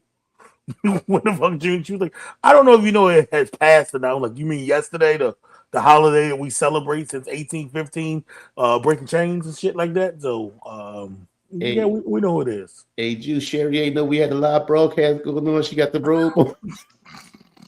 That's my daughter, man. And that's your daughter again? Yeah. Hold on. Where's Sherry at? Sherry in the room. Sherry tonight. She know the broadcast is going on. Sherry tonight coming out. Shout out to Juneteenth, though, man. Shout out to Juneteenth, man. Definitely. All right. Let's celebrate more holidays for us. Facts. Peep the Blizzards. What am I Peep the Blitz time, bro. Snap, Jay-Z. Jay-Z. Yeah. I just want to make sure my good brother is prepared because I might have to put my jacket back on. You lucky I cut the AC off. You know what I'm saying? Let me know if I gotta put my badge back on. You might have to put your badge back on, man. Let's tap into this. All right. I'm gonna say this real quick, and y'all can go ahead and do what y'all got. Are you about to not tell everybody what's going on like you always do? Just jump right to it. What's going on? Right? Okay, my bad. Iceberg. What's going on with Jay-Z and Target? Am I missing it? You're missing a lot. There's a lot. Go ahead. Right. Okay. Are we starting with Hov and Target? Juice over there drinking juice, which is hilarious. Right? You know what I'm saying? Double entendre. What you had before? You done went from something dark. I don't know if you had some cognac. Yeah. Well, I had a Dr. Pepper tequila mix. Okay. A little strawberry, I don't want to, and I got the HEB pink lemonade, a little, I shouldn't be advertising like that, but you gotta advertise HEB, man. HEB is everything. I'm in Texas. I'm doing Texas stuff right now. You know what I'm saying? Dr. Pepper tequila though. Yeah, he down there wood grain gripping. All right, Iceberg, tap into this whole so it's a couple different Hov angles but I wanted to address, man. So I'm gonna tee this up to my good brother Juice, the leader of the Andrew Williams Network, the AWN. Don't trust a nigga when he give out all your fucking info and start promoting. It's right there on the Hey, because what he trying to say is all this slander he's gonna say, let's put it off on that. It ain't got nothing to do with Brothas Talking. I'm still Brothas Talking too now, you know what I'm saying? I'm a Hoover, but I'm still a crib, you know what I'm saying? That's funny. So let's start with Hov in Target, right? So this year is the 30th anniversary of Reasonable Doubt, right? Jay-Z's first album. So there's a lot going on. There's pop-ups. He got the concert happening in New York next month, early July. Matter of fact, it's July 10th. Then followed by a concert, I want to say in September in Paris, and then one in LA in October. That's 3 on the 10th, 11th, and the 12th, right? Yes, yeah, but one is Blueprint 25. Okay, right. So Blueprint 25 is that Saturday, and extra innings is on Sunday, at Yankee Stadium. So what came out was Hov did a deal with Target, right, to put an exclusive album out for Reasonable Doubt, right? And then my good brother Juice, you know what I'm saying, aka Andrew Williams from the Andrew Williams Network, as well as one of the original members of the Brothas Talkin Sh podcast. Indeed. Right? You know what I'm saying? Right. Been my brother for 20 plus years in the gang right now, right? He got up there and regurgitated what Mr. Ray Daniels said on his platform and said, I told y'all Hov had to do a deal. And I got in there and I got offended because him and Hov had to do a deal with what you mean? Well, him and my other good brother, Jordan Boyd, came in the chat a few weeks ago and was saying that Hov needed to do a deal to be able to sell records. And what they equated the records, the vinyl records at Target to, was Hov doing a deal to do records. To sell units. Mm-hmm. Everybody sells vinyl at Target, right? Mm-hmm. GNX vinyl album, Target, which was what, 2 years ago, last year, whenever GNX came out. Yeah, 2 years ago. Good brother J. Cole just put the Fall Off in Target on the record. That was 3 months ago, max, maybe 4, if I say for the sake of the argument, whenever, sometime this year. And then Hov putting his album there, right? So we're talking about 30 years of his debut album and doing an exclusive record at Target, and it's out. I wouldn't equate that to doing a deal, and it's nothing special because guess what? Everybody does it. I'm an avid record collector, and I go to Target to get most of my records. Right? Where's the record section in Target? Right before the books. Right, yeah. It's right. Yeah. It's on the back side. Near the electronics. Yeah, electronics, records, and then books. Yeah, I bought me a Biggie album from Target. So all right, so was the argument that he was somehow? This is what I gather from it. Yeah. All right, we're supposed to be boycotting Target, so why would he do a deal with Target? There. All right, who's supposed to be boycotting Target? Yeah. I guess black people. Yeah, I guess black people. Okay, why are we boycotting Target? So do y'all not? Y'all do know that the pastor that started the boycott came out and said, no, he didn't start the boycott. He started to end it. Right, the woman he came out and said it was over and done with, and they was like, "Oh no, y'all city too." Are you talking about Baltimore's old Pastor Jamal Bryant? Yes. He didn't start it though. Let me tell you something. There's a lot of niggas I don't trust, and he's at the top of them. Right? You know what I'm saying? Jamal Bryant got called up from the minor leagues to the big leagues and moved to Atlanta where he could manipulate more niggas because Baltimore City ain't big enough. Fuck out of here, Jamal Bryant. Okay. All right, this is my twist. Whether we boycott and Target, whatever situation is, I'm 44 years old. First of all, Jay-Z never said, "Yo, don't boycott Target. Go buy the." He never said that. Right. Whatever he never said nothing. Right. So whatever deal he got with Target is the deal he got with Target. He's not telling us, "Yo, y'all need to go to Target now because this is the situation." Right. Also, I'm 44 years old. Jay-Z having vinyls at Target, whether I go or I don't go, won't change with him having vinyls there. If I went on Tuesday and Wednesday he got vinyls there, I'm not going to like that. To me, I'm 44 years old, and I think a lot of his fans or his main core are us who are older. And I'm pretty sure we're not influenced like we're some little kids where Jay-Z got something in Target now, so now we're going to Target. I think everybody probably just like me. If you went to Target on Tuesday and he dropped the vinyl on Wednesday at Target, then you probably still going to Target. But if you wasn't going on Tuesday, you probably not going on Thursday, no matter what Jay-Z decided to do inside of Target. I want to believe that. So he's not telling us to go to Target, and whether I go to Target or not doesn't change because this situation is this situation for him. All I see is a situation where all right, Target probably said, "Yo, let's do some business." He did business. He ain't somebody telling us to go. And he done already got the money. Right. whatever money he done already got the money. So, you know. And we all know that the O'Neify house love Target. So we ain't counting you in that one, bro. That's even. Let me tell you No. Snake. Whoa, Snake. What's my man's name? Slime. Yeah, slime. you slime in this. Damn, bro. First of all, you threw my whole household in this shit. But let me tee it up. I thought kids and wives was out the fucking conversation.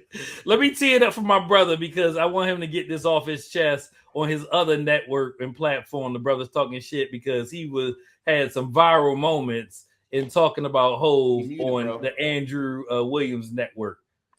Is you talking to us? You talking to somebody else? No, I wasn't talking to you. I was trying to get them to you know what I'm saying, give me some room. Yeah, right. So Juice on the Andrew Williams network with Mr. Andrew Williams, who's right here in the bottom right, the light-skinned brother on the chat. Yeah, he started off his video by calling Hov a hypocrite, right? Because you say something about the NFL, right, and say he was a hypocrite for that.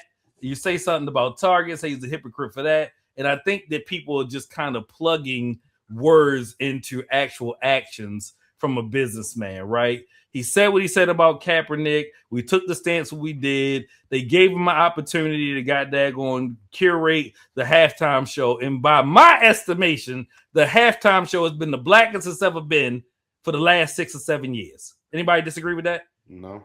Did we get Dre, 50, Snoop, Weeknd, Usher. Bad Bunny, Usher, Cardi, Rihanna, Beyonce, Bruno? We gonna say that Bad Bunny is black. Kendrick? No. Yeah. He ain't white. The Weeknd? Yeah. So we going. So the point of what I was saying really had nothing. Go ahead. It had nothing to do with Hov. It was. I was baiting those that said that we should boycott Target because I've never boycotted Target. Because like most things that we say when we should boycott things, we don't have an end result. Right. So when I started off and I said, hey, Hov's a hypocrite anyway, because let's go back to the NFL halftime show. We had Colin Kaepernick that kneeled and said, hey, I'm gonna do this in symbol of all of the brutality that black men have. I know y'all yelling. Hold on. Right when I'm cooking. Yeah, we good. No, you good. Right when I'm cooking. Okay. But right as real thing. Right as I love y'all. But right as you know, we had a symbolic protest of a brother saying, hey, we want to shine a light on police brutality. And so, hey, Travis Scott, I don't think that you should be at this halftime show. And we're going to say we're not going to deal with the NFL. Then he comes and get the job. And yes, it's very black, but that's missing the whole point. The NFL is black. And most of the athletes are there. What the question is, are we ever going to come against power to make a point? And I'm saying, I don't think we ever will. I don't think we're ever going to. So don't say, hey, you know what? I'm not going to deal with the NFL because I believe this, and then turn around and go get that job. That was always my issue with Hov. And look, Hov is my GOAT. So what I was saying when I got to the Target, when he said he wasn't going to deal with the NFL, that's all. Well, is wild because we know who your GOAT is. Yeah. Hey, listen. We did listen. Did he not tell Travis Scott not to do the halftime show? I don't got nothing else to say, but no, we're gonna do no. What you just said. Hov ain't your GOAT. Your GOAT is. Hey! Listen, you missing the point. Hov. Hey, my new GOAT. My new GOAT is Drake. But listen, I love Hov. I've been a Hov fan for a long time. I've always talked about how much I love Jay-Z as an artist. However, I don't believe in any celebrity in their politics. I've always been vocal in that. I don't let celebrities tell me what I should be doing politically. So the reason why I talked about the Target boycott was like, hey, why would this be any different from what he's done in the past business-wise? I mean, to most, Dame, even though we can say things about Dame, I know that Dame isn't the best businessman. They've all proclaimed that Jay-Z will look out for himself. Okay, guess what? Let's put that to the side. Who cares? What the fuck that got to do with the boycotts at Target anyway? Because why are we doing it? So if you want to go get a Jay-Z, and I said this, if you want to go get a Jay-Z album at Target, so what? Go get it. I still shop at Target. I get beard products from Target because guess what? The boycott that we were supposed to have at Target, what did it create? What was it supposed to do? Jamal Bryant, He just got in one day and I guess he wanted to go shop. So he said it's over with. So he didn't go shop at Target. Like, that was the point of me bringing Jay in, is kind of like clickbait. But I did take a jab at him because I feel like politically he doesn't really align. And no celebrity, listen, no, I don't want to say this because what I might say could get us flagged. No successful. No, because you got to read in between the lines. There is a group. There's an ethnic group that controls everything. Enough said. Okay. And if you are signed to that group, they tell you what you can and cannot do because they have the economic power. That's just what it is.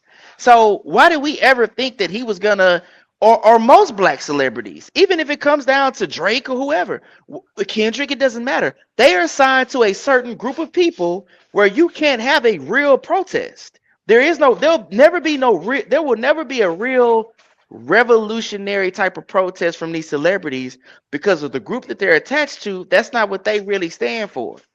So that's all I was really trying to say, past taking a jab at Jay-Z. And I love Jay-Z. I love all those artists, but whether it be Drake, Kendrick's a fake protest. I mean, that's a fake revolutionary guy. He's making it seem like he's for the culture. No, but you are governed by another group that will tell you how you will act and respond in our community. And that's the part that we don't want to basically just face the music on. That's all it is to it. We too old to let celebrities have a say in how we move in general. We're not. We're not, because that's just a part of it. What part of it? What celebrity? What's something? Well, even Colin Kaepernick, who took a stance, was an NFL quarterback, right? So that started the conversation, which is a celebrity doing or saying a thing, right? And it's always been like that because they have a level of cachet, right? So, I ain't even talking about the world.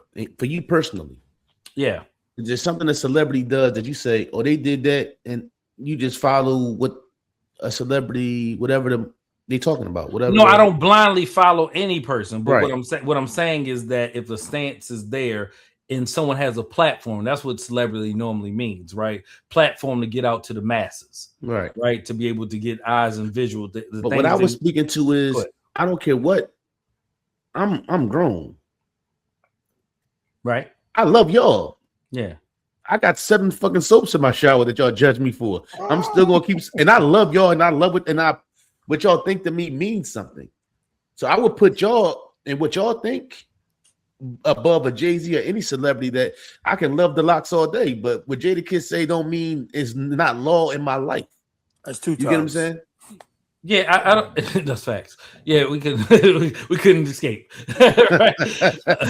No, I'm just saying. We're almost 2 hours in it, though. I mean, I'm just saying, there's no celebrity like, okay, Jay-Z, whatever Jay-Z decided to do, I'm doing what I want to do. You know what I'm saying? I'm 44 years old. I'm going to do what feels right for me and y'all mean more to me than any celebrity do. But y'all think, if y'all sit back here and say, or if you have a strong stance on something, I'm gonna respect your stance because you're my brothers and I love y'all more than a celebrity. So why is it, Jay-Z's doing the thing with why is that even a part of anything, especially with people that's over 40 years old? Right, but that's what I was saying, because I think that he's the easy target right now. Did y'all see the egregious thing was being said about him on Twitter after the Epstein stuff came out? I see what you did there, easy, and then put Target with it.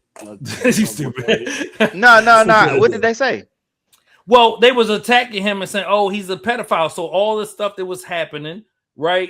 And the Busby thing that he addressed, right, where he said, you know what I'm saying, we took defense, now we on offense. Like, y'all know where that came from, like the origin of it? It was somebody who called a hotline that they literally just documented the information. There was never any interaction with it, right? You know what I'm saying? There. And they used pictures like with him standing next to Harvey Weinstein. Well, guess who did business with Harvey Weinstein? Dame did. It did movies with him. So why wouldn't you be in a picture with him at some point in time? That don't mean you did anything to anybody. Right. If I take a picture with y'all for my birthday, did Oprah do something? Because Oprah got a million pictures with Harvey Weinstein. Right. Just because I take a picture with you don't mean I know how nasty you are. Right. You know what I'm saying? I got a picture with all of y'all, but goddamn, if I go kill 150 people tomorrow, you're like, damn. You know what I'm saying? That had nothing to do with you. I wasn't even that close to that nigga. That's what Hov did. That's what Hov did the Puff. I ain't really know. Hov, they said, I don't know. Was this real? Hov said he wasn't that close to Puff, or him and Puff wasn't that cool? I was at the whole Puff shit with them. Yeah, he did say that. Yeah, he did say that. Yeah, but so is Puff Tata? OG1. No. Right. Bleak. Right. Beanie Siegel. Freeway. Chris and I've never seen I've never seen Jay and Diddy like together outside of industry stuff. Like you've never seen him on like a vacation with Puff, but like I mean, you see him at the that's an industry event, whatever you about to say. It's always industry. The brunch was an industry event. Right. You know what I'm saying? So when he says like, yo, we wasn't close like that, I can believe that they had a professional relationship, and that's just somebody, you know, he's known them. They've been in the same industry for 30 years. Right. In the same corner, you know what I'm saying, of that genre. Yeah. Dre, you went to the brunch? No. Because you brought that up quick. No, I actually was referring to the brunch when you said I want to say the brunch, and Iceberg said any industry. That was like, well, the brunch. I did go to, and I think they just picked up on that. Yeah. Well, stop pressing Dre too, dog. You was late anyway. Here's the reality. I ain't worried about what Jay talk about. The reality is, our people in mass do listen to celebrities, because if they didn't, then we wouldn't have a party that caters to our group through entertainment. Well, what do I mean by this? When we have Kamala Harris, you know, having Megan Thee Stallion twerk at a convention or an event to try to appeal to a group that she feels like she can get their vote. So I think it does matter. I ain't gonna lie, I don't understand why Jay-Z got up under people's skin the way he did by whatever he did. I just think him being an artist and having his reveal or release of Reasonable Doubt, you're right, it's not much different from any other artist, and those artists don't get called out. But I think we expect the mass expect for Beyonce and Jay-Z, because they are billionaires and they're entertainers, to have some kind of input when it comes to politics. So that's why it matters so much. They do, Juice, and that's my issue. Like with the NFL deal, it's for the halftime Super Bowl thing and social justice initiatives, but everybody skips the social justice initiatives part of it. They never bring it up. That's literally the deal. You know what I'm saying? It's entertainment and the initiatives, and it's only us. It's only us, right? So I think Aerosmith or one of the rock bands just dropped a 40 album. Ooh. A 40 Aerosmith. But the way you said it sounded weird, though. I'm just go ahead. Don't jump up like you're gonna do something. You just get knocked back down. Sit down. By who, little nigga? All right. By who, little homie? Gonna be that little white woman in New York. Calling you nuts, drug. Man, I ain't gonna punch you in your ass. This ain't that. You ain't gonna punch anyway. You are dealing with a heavyweight. You can't even reach your fucking to climb up to no fucking light pole. You keep trying to tell you, don't think because I'm athletically chubby, I can't reach you. I'm trying to tell you. No, you just short, nigga. That's the okay. Everybody keep telling you I'm fasting what that look like. So no, one person said that. One person. He ain't seen you in years like that. It's just true. No, a long time ago. It's just true. Anyway, you gotta show me. Yeah. Go ahead, get your speech off, brother. You keep talking. It's only us. It's only us. It's only us. Correct. Yeah, and people like you, right?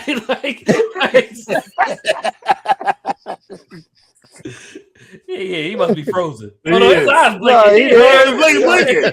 He's blinking. He just will not be rage baited. Is what happens. Juice, you good? Now I'm listening. There was no emotion. There was no emotion over there. I said people like Juice, and you just gave us a blank statement. No, he watching them kids kill them beef tips. Like, this was the last 2 days. I'm trying to chime in at the right time. But go ahead, I'm listening now. No, these beef tips for the last 2 days. Like, y'all made enough beef tips. Y'all will eat these tomorrow. I seen the biggest son go back for another bowl. Like, Right. So, in other Hov news, yesterday on Father's Day, Beyonce put out a 7-minute mini doc and clip about his transition of his hair. Right. So let's start from the beginning. That at 5 years old, your daughter wants to grow out her natural hair, right? And you sit down with your 5-year-old daughter as a father, and you do it with her. Well, right? No.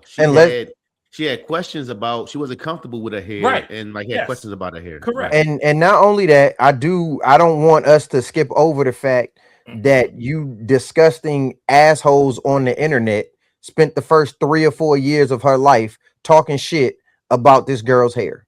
Yes, I do remember back when she was a baby. Yeah, people going on the internet talking about why does Beyonce let her come outside with her hair looking like that and all this other bullshit. So that's another part of that. So now we get to see on the other side of the internet, on the other side of your keyboard and your keyboard warrior, and now you've affected the self-esteem of a fucking 5-year-old little girl. Yeah. Right. So the father, who is famously known for having a low cut season with the deep waves, like his wife said, right? Starts to grow out his hair to align with what his daughter is feeling, which eventually 8 years later turns into these wicks, right? Yes. So you see the transition. I put that almost in the same place of when somebody has cancer and you cut all your hair off. That's what I was going to go, right? Yeah. That's what I say. We see those videos and we cry. You know what I'm saying? We get teary eyed when spouse or kid or something and the father shaves it all off to align with. There's no difference in that, right? Right. So in this 7-minute video, it talked about the transition of the sacred products, which is Beyonce's beauty brand, being used in Jay-Z's hair as exclusively. He was getting it out. That promotion is the way they get sit back here. It seemed, don't get me wrong, it seemed genuine.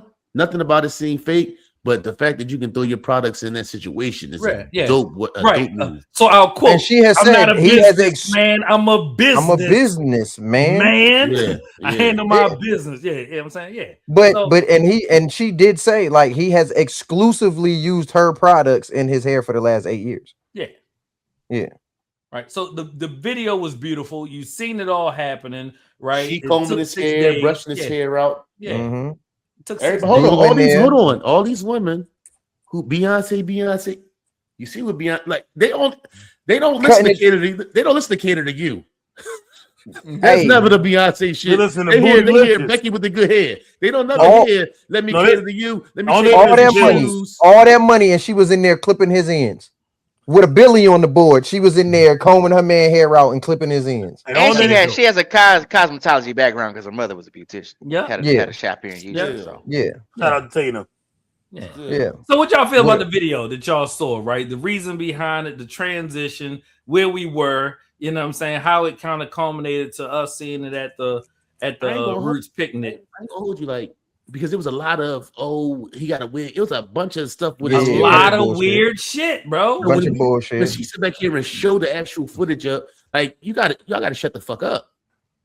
Real talk. Like I think it definitely shows. She could have been put that out. The fact that they put out Father's Day, I think it was on purpose. But for sure, if we wanted the clarity of, because y'all got so much to say, because that show was what, June 5th? 6th. June 6th. Today's what? Yesterday was the 21st. So they waited. What show? Oh, it's before your birthday. That's what I'm saying. It's 29th. He talking off fast and threw me off. Right. So it's been like 3 weeks. What are you looking crazy for? The show is on the 29th of May. Yeah. You said June 6th off fast. 31. It was the 30th. It was the 30th. It was the 30th. Right. Yeah. My bad. Okay. But nigga, you still said the 6th. All right. But if they really wanted to, they could have threw that information out. Oh, look, hey, the process right here. No, we're gonna wait 3 weeks and really put it out how we want to put it out. And everybody who has something to say about his hair situation and however y'all tried to flip it or make it. Look fucking goofy. And then the other part that, you know what I'm saying, I don't want us to gloss over, right, is that the whole reason for him, so the reason he grew the hair was for Blue and, you know what I'm saying, and to align with her. And then once he, you know what I'm saying, realized he was doing the Roots thing, his dad was a 76ers fan. So now when I do the show in, you know what I'm saying, in Philly in honor of my father, I want to rock a fro like he rocked the fro. So it made sense to me that they would release that on Father's Day because of how, you know what I'm saying, black men be how it's connected. With so him and his daughter and him and his dad. Yeah, I knew this was happening. Shout out to my man. He called you? He has a background, and he gets a lot of exclusive footage. So he told me that this is coming, and so shout out to my boy Dre, who's well connected and lets me know things that happens in the industry early. So. What are you doing? Nothing. He talking about you. He's talking about me. That's like, my man. We got a lot of niggas with the same names. Yeah, you petty as shit, boy. He don't never. You petty, bro. I didn't even touch you like. Why are you so petty, yo? So really what I had, you know what I'm saying, while we in the homie court, you know what I'm saying, for the second guy daggone after joint, what else you gotta say, Juice? Like, what else we saying? Like, it's been all like here, we know the reasons behind it. What we gotta say, Juice?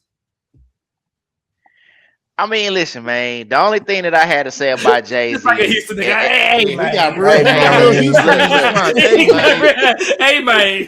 I never said it. I never said he had a wig. That's his hair.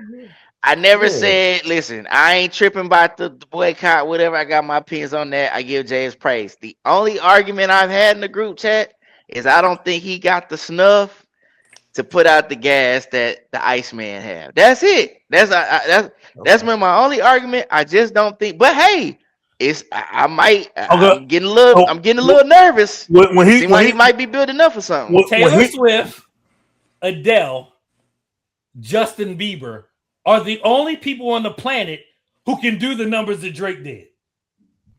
Yeah. Why is that like? That's not saying much, Juice. Juice. I'm just Juice. When he dropped this album, and it equivalates better to this Drake album, it will not. It does. It does what? It will not. He said it equivalates. Equivalates? Oh, yeah, that's a word. You just came home. You just came that's home. A word. Baby. That's a word. Okay. Look it up. Hey, look, man. Hey, if the Jay-Z, okay, I'm saying this here first. I will grade whatever he drops. Honestly, if it's hard, no, you won't. Lies. No, you and JB made it seem like that fucking freestyle was whack. Like that's crazy.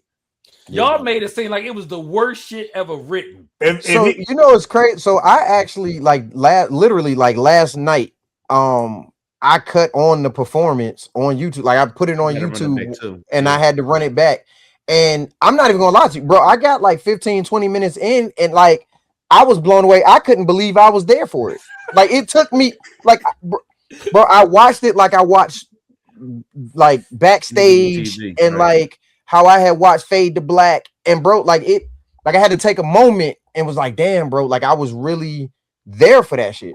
Like I was, bro. That shit was, and it still had the same feeling. No, you can watch it when you look to your left and your right and in front of you, and you see people that you got this thing with. Like, you couldn't tell me like let's say even before Drake, in 5 years, all y'all gonna be at the Roots picnic. Drake gonna be there. Drake gonna be next to you, and we smacking each other, tapping each other, whatever. Right. Pushing your brother like while he's trying to get the footage. Pause. What? Smacking each other and tapping them. You gonna pause? You reaching? Ain't no reaching. That's that I showed the blade shit. You doing all that shit like that? Yeah. Who did that? You just did. Ain't nobody. Like I literally like now it's like, you know what I'm saying? I have one of the best memories in my entire life. And it's connected to, you know what I'm saying, that group of people that was there that time. Like, there's no way, you're right. There's no way when I sat in my car and listened to episode 1 that I saw that 5 years later, 6 years later, you know what I'm saying? That's what it would be. It ain't even just us. You see, you got the 6 man, you got Ashley, you got, it was just different. Yeah. I think once this album drops, Juice got to grow his hair out like Jay-Z. I don't think, you know, I can't do that shit. I honestly think though, I don't think that his album will be judged. I don't think it'll be judged fairly. I don't, because I feel like there's a certain, and I'm not talking about you, Juice. I'm talking about period, because the way that fan bases are fractioned off in hip hop today, right? It don't matter what Iceman sounded like. The Kendrick people gonna say it was trash. right? It don't matter what Kendrick puts out. Most of the Drake people gonna be like, oh, it's trash, right? And so that's the climate that hip hop is in right now. So all of the Drake, so now the Drake people gonna feel like, regardless of what Hov album sound like, they can't rock with it because it's fandom. I wouldn't say it's the fans, the fans, and these group of fans and that's how they go about faction. It. Right. Yeah. So I wouldn't say it was hip hop though, because most of the people who even go because we're hip hop. No, but we don't get like that though. Do we get like that? But we're a part of the hip hop community. Right. Who don't get like that?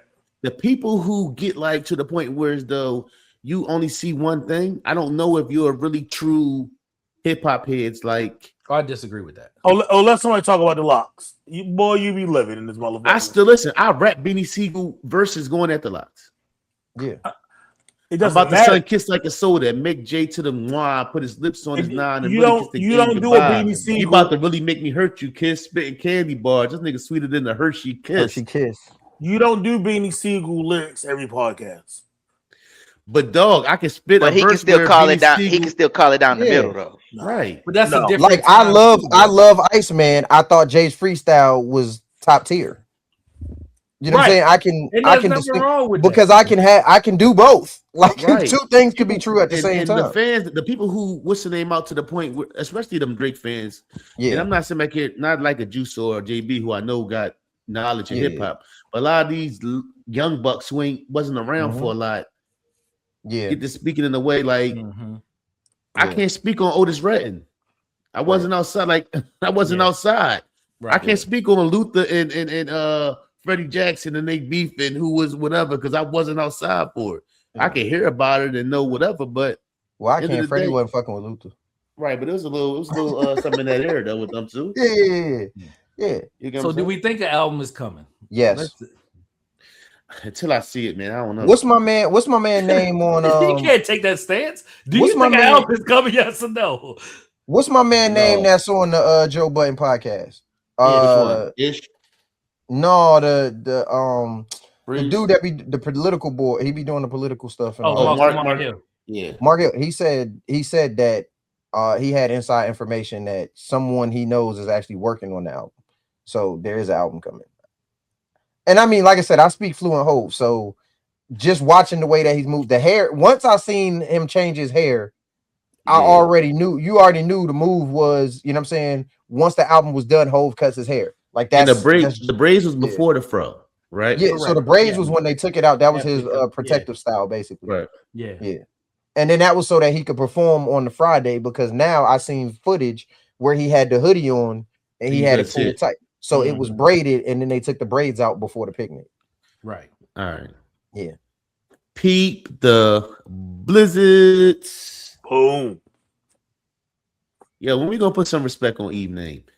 I'm tired. She had the Tiny Desk. I haven't watched it yet. She got the hits. She can really rap. She look good. Why when we talk about the best? Oh, whoa. She from Philly. Don't try to leave it out. She from Don't Philly. try to leave it out. Let's leave her here no there though. Yeah, let's go all the way with the Homer shit if we gonna go there. Is it no? Dog, why don't she? When you talk about when people talk about the best, her name don't come up like that. I need some clarity. Because she's not active enough. The run was too short. The run was too short. Yeah. Ashley married that white man. Okay. I'm not saying for me. No, the fact that every chance you get, you pick up our financial situation and what it's going to end up being, you say something that don't help ever. but I'm Big J. I'm Big Denali. I'm the AA Mike. What do that mean? I gotta tell you the truth. I'm gonna tell you what I think, even if you don't like it. I told a woman last night or 2 days ago she was fucking way before Juneteenth. That's why she got mixed kids. I don't care. I'm gonna tell you what I think. As you continue to lower our chances of ever, that didn't help anything. You could have kept that one to yourself. Pat McAfee gonna sign us. Who knows? He gonna get started on shit, right? Perfectly fine with me. I'm right with that. I'm right with that. Cut the check. All right. So does this show still come on? Yeah. I was watching it this morning. Well, that shit is not my algorithm anymore. Oh, but no, seriously. a lot of people were mad that she married that billionaire, right? Wow. And that's the way their mind is, right? Like they didn't like that she married the billionaire. They felt like she homie hopped. They felt like she, didn't keep it real. She Things homie like that. hop. Yeah, like she don't fuck with the homies, right? She went to the other. She went from wheat bread to white bread. So, okay, we're gonna go ahead and go on to the next topic because as you continue to dig the ditch. No, you ask a question, I'm gonna give you the answer. No, I think the run just wasn't long enough for people to consider her like and I don't like the long hair Eve. I like the short hair Eve. I think what the Pesci said? What's my man name? De Niro say to Pesci, "You gonna dig this ditch yourself?" You're digging this ditch. Yeah, you're definitely digging this fucking ditch, Jay. Eve, come on here and fucking defend yourself. Let's go, bro. Big J, she is more than welcome to come and defend. I don't think that Eve doesn't get the respect, right? You like put some respect on her name is crazy to me. I mean, being the first lady of Rough Rider, being from Philadelphia, she definitely gets it. Do you think that she should be mentioned like in the conversation of the greatest like female rapper ever? Yes, I think so. Oh no, you mean ever?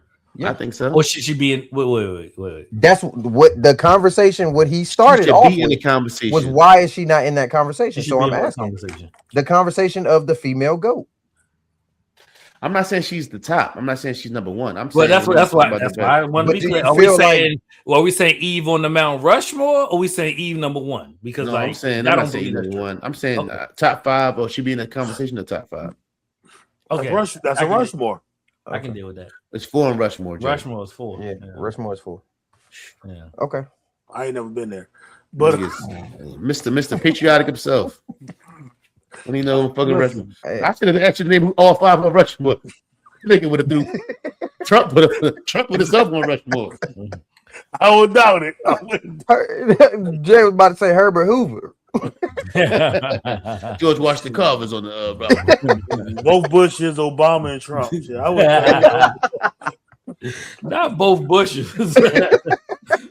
Yo, the Drake and KD commercials are hilarious, yo. Hilarious. With the purple joints. I don't like the sneaks though, but Drake is hilarious, yo. Yeah. Drake's a funny guy. We gotta give him that. Drake is hilarious. Yeah, he's a funny guy. I hear sicko mode now. Once I learned that Sci-Hi wrote sicko mode for Travis Scott, I can't hear Travis Scott no more. Every time I hear sicko mode in his parts, I just hear Sci-Hi. Wait, Sci-Hi the Prince wrote that? Yeah, listen to it. Now go listen to it. You'll be like, oh, it's easy. It's so easy. Yo, it's so easy when you listen to it. I didn't know that. You listen to it now. Go ahead. What? I was about to say on that note, rest in peace to Take Keith too. Take Keith. Yeah, he had some joints too, yo. Rest in peace. Right. Oh, I seen a list that did not include Before I Let Go, which was crazy. Huh? They didn't give a list of his hits. Oh, he did the Beyonce. Yeah. At 22 years old. He died at 29. He's not. He didn't, bro.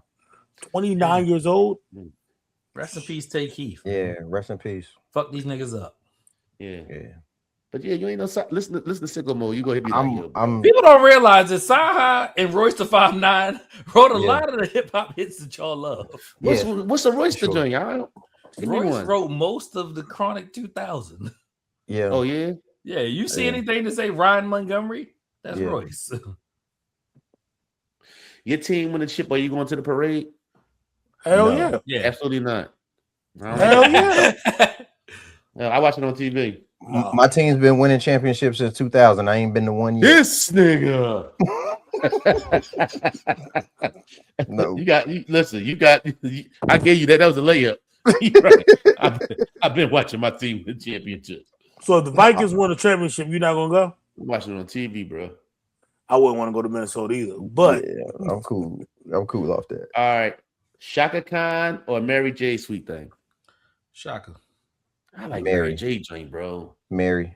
No, because I heard basically that Shaka said something to Mary, like, "Oh, you basically like, what was you high when you sung this, or like you ain't had no energy." And Shaka ain't that Shaka joint. Don't get me wrong, it hit. Don't get me wrong, But ain't like Shaka was singing her heart out on that shit and nothing. It was a real cool joint. Give me Mary. Give me Shaka. All right, I'm interested in this. Dre, this your question. How many swim trunks you packing? Yeah, so I seen a joint. So you go on a vacation, right? Mm-hmm. You in the tropical island or whatever for a week. How many pairs of swim trunks do you pack for a week in the Bahamas? Let me tell you something. This because we take so many pictures. Well, you got 7 soaps, so the 6 man. No, not this vication we about to go on. I ain't tripping off it, and I don't care about nothing of that. But she used to be like, "No, don't take them trunks. You wore them trunks to the last time we went on vacation. You had to buy. I used to have to buy new trunks. I'm not doing that no more." What? Yeah. What? You wore that like we take because y'all gonna take the pictures and now they're gonna like I'm recycling. Well, guess what? You know the average pair of trunks a man owns. You know what the number is? 2. 1. I got like 7 pair, easy 8 pair. You got 7 soaps. I mean, that's what it is. Hey, you're not gonna keep bringing. Hold on one second. Y'all not gonna keep bringing up that my man has 7 soaps because he like. Oh, you wasn't here, Jay. You wasn't here, Jay. Yeah, Jay, I don't know if you noticed, but you on the Brothas Talkin Sh podcast, we definitely are gonna bring up the fact that this motherfucker got 7 soaps. Yo, I 8-town stomp when I won. I won a trial. I 8-town stomp when I won. I don't usually do this, but I'm defending his ass right now. So let me have my moment. Yeah. Okay. The average number for women is 7. Bathers. I bring 4. On a 7-day trip, I'm gonna give you about 3 to 4. Yeah. I don't go on vacation to do shit for the gram, so fuck out of here. Like I don't care what you see me in. Right? I'm only and to be honest with you, I'm only bringing 3 because the chances are if we on vacation, like I'm gonna be in the pool, you know what I'm saying, quite a bit. So I got 3 so I can rotate them through while they wash the other ones. That's the only reason. But no. Yeah.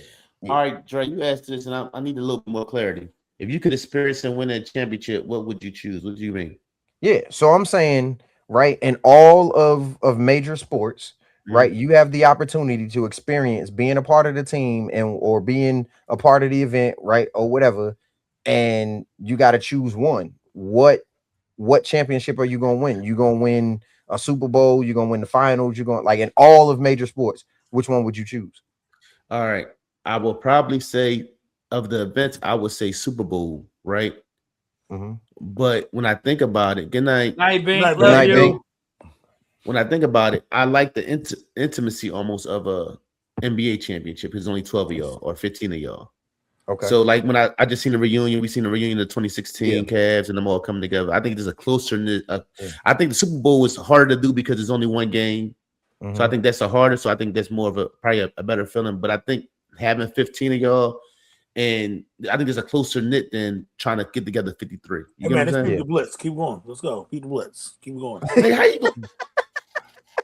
Hey, Mike, you the most long-winded motherfucker I know. Don't worry about it. Don't worry. There's gonna what Peep you got, Jay? Let's go. I'm gonna go baseball. I like World Series? Yeah, I'm gonna do a World Series championship. Okay. What you got, Real? Olympics, always.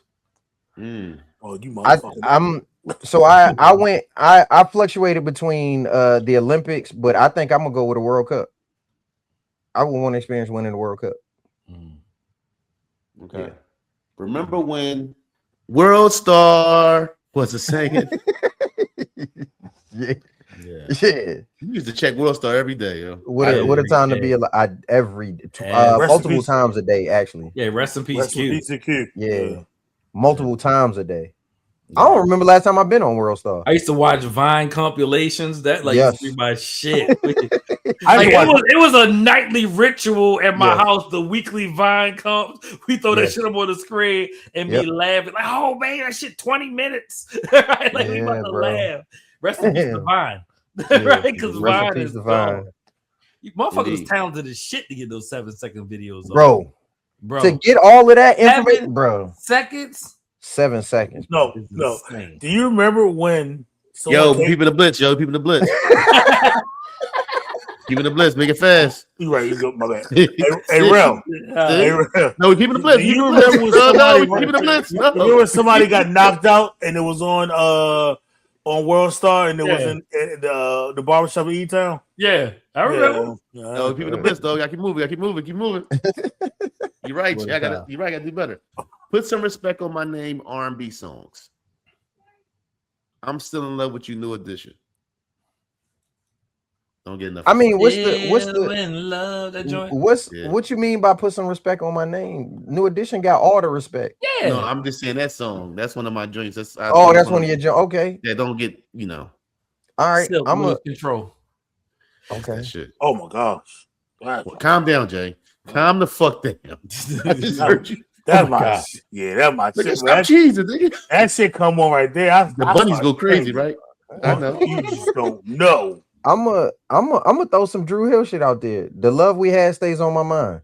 I heard the original drink one time I was in the old head bar. Yeah. Ain't know somebody else did that. I'm gonna keep it a little 2000ish. Chris Brown, Ain't No Way. I don't even know what that is.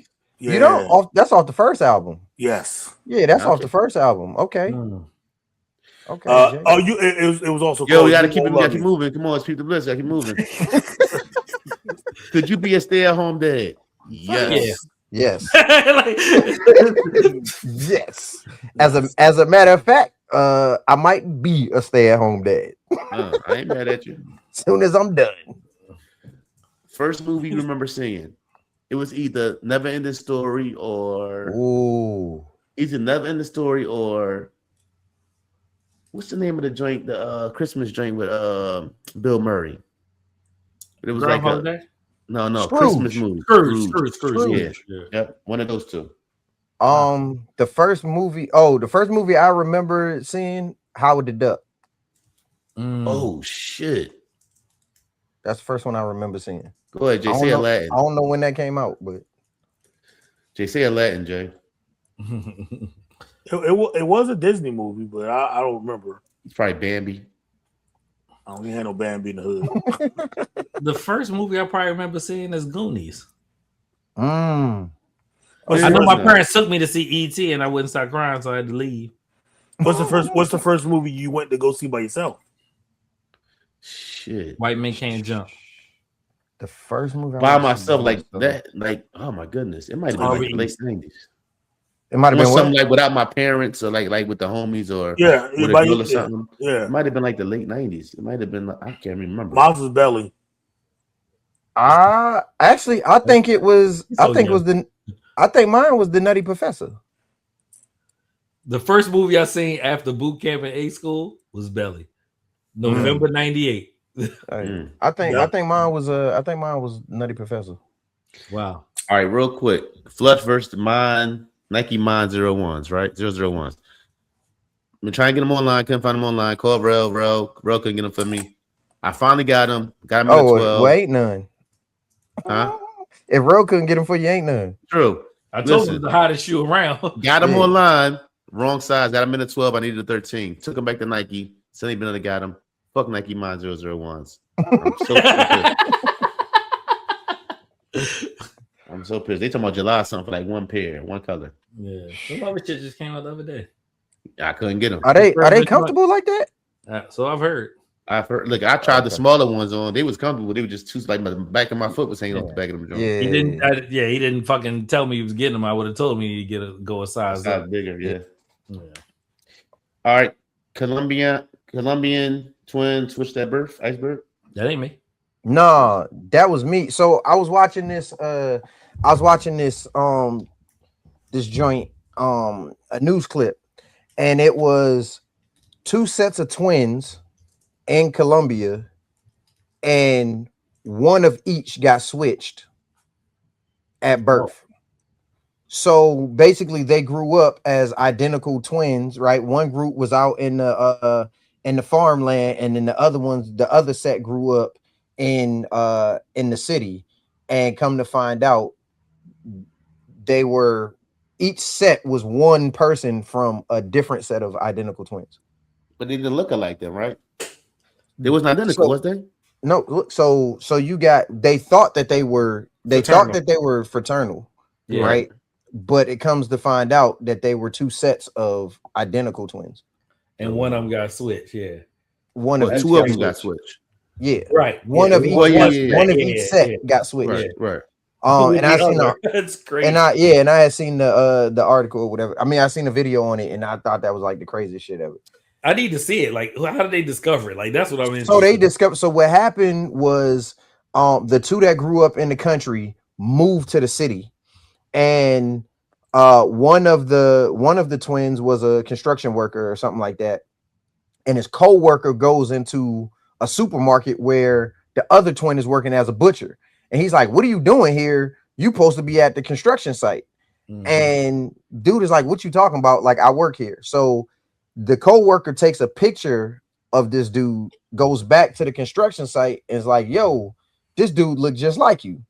So they show the pictures, and you know what I'm saying? He's like, "Yo, dude look just like me." So then I think they go back, and when they go back, they're like, they're researching the dude, trying to, you know what I'm saying, figure out like, why does he look just like me? And then they pull up like social media or something, and then he's like, "Oh shit, like the brother looked just like my brother."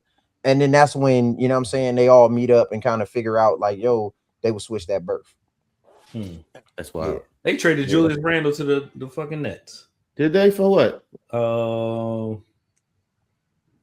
Timberwolves are trading Julius Randle and the number 28 pick in the NBA draft.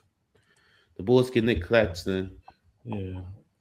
I forgot to draft tomorrow. Fuck. Yeah. Oh, okay. They said this Giannis deal supposed to happen Before tonight. How you feel about that, Dre?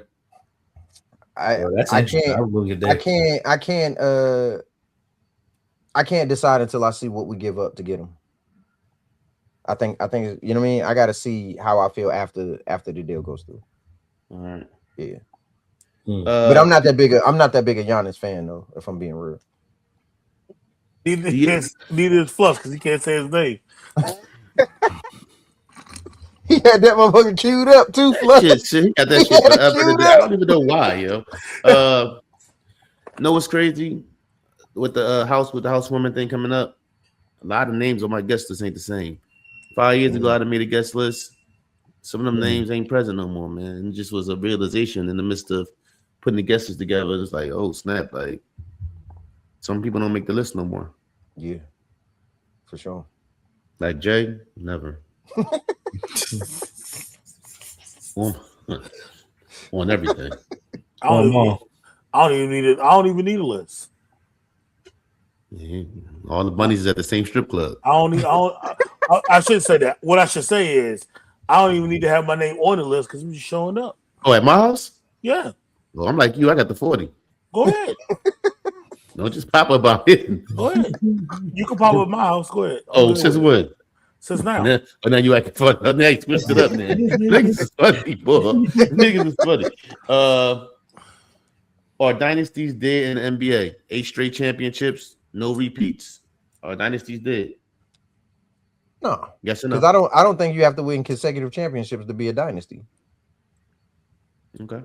Yeah, what do you consider a dynasty? That's the real question. San Antonio Spurs was a dynasty. What do I consider a dynasty? Well, that was how many years ago? It was, but I'm just saying it was every other. They was like every other year. It was like they won like every odd year, for years. So I just think when you have a core group of players and they have, you know what I'm saying, they win, multiple championships over the course of a couple of years, I think that could be considered a dynasty. But shit, we done went 8 years without somebody repeating the same team winning twice. Yeah, but if the Thunder come back next year and win a championship, true, then we right back to dynasty talk. True. Yeah. The fact that Atlanta gave up 2 second-round picks and got the young boy Wiggins, that was a nice load. This kid gonna be all right. I'm telling you, the kid they got from OKC that's been sitting on the bench. Aaron Wiggins? Yeah, I like Aaron Wiggins. I don't know. I mean, he gonna show me something. Pause, but yeah, that was wild. He had to show you something. Hey, yo. Yeah, what's going on with you? That's why he was late. He got to show me something. What Brian gonna do, man? Who gives a fuck? He can leave for real. He can leave. Leave and go where? I hope you don't think I care about what the fuck LeBron doing. If he might as well retire. Nah. If he's not a Laker. Who giving LeBron 2 years, $110 million? Nobody. I'm Los Angeles. That's what he asking for? No, he can't be. Yeah, you make 3 years of the fucking. Ain't nobody giving you 3 years, nigga. Right. This is it. That's what I'm saying. Go to Golden State. Go play with fucking. I don't give a fuck what you. How much they gonna give me Golden State? A league minimum? No. So nobody got. Only ones who got money to give him is the Nets, the Bulls. Like, no team got the money to give him no max deal or no shit. Then you would just be money chasing. You ain't championship chasing. The Nets and the Bulls aren't a LeBron James away from winning. The Lakers ain't a LeBron James away from winning. Like, end of the day, if he go ahead and go, let's go get younger, man. Like, that's where I'm at with it. If he took less, he had a better chance of winning. And he's goddamn center. Like, what else do you need, bro? True.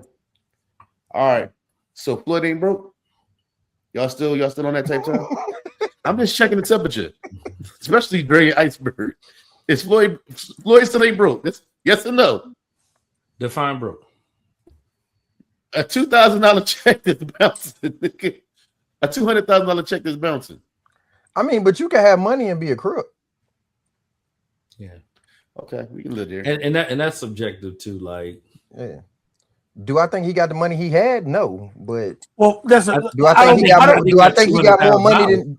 Do I think he got more money than me? Absolutely. Right. Okay. And I don't believe Floyd's writing the check. I don't think he's capable of writing the check. Move on. Yeah, okay. Move all right. on. Move on. Yeah, like seriously, y'all. No. I'm with you though. I'm with you. I don't disagree. Them writes a check. Them Earl Spence comments about the camp before the Crawford fight to me was just excuses. You heard? Yeah, you acting like a Crawford fan. You acting like the Drizzies.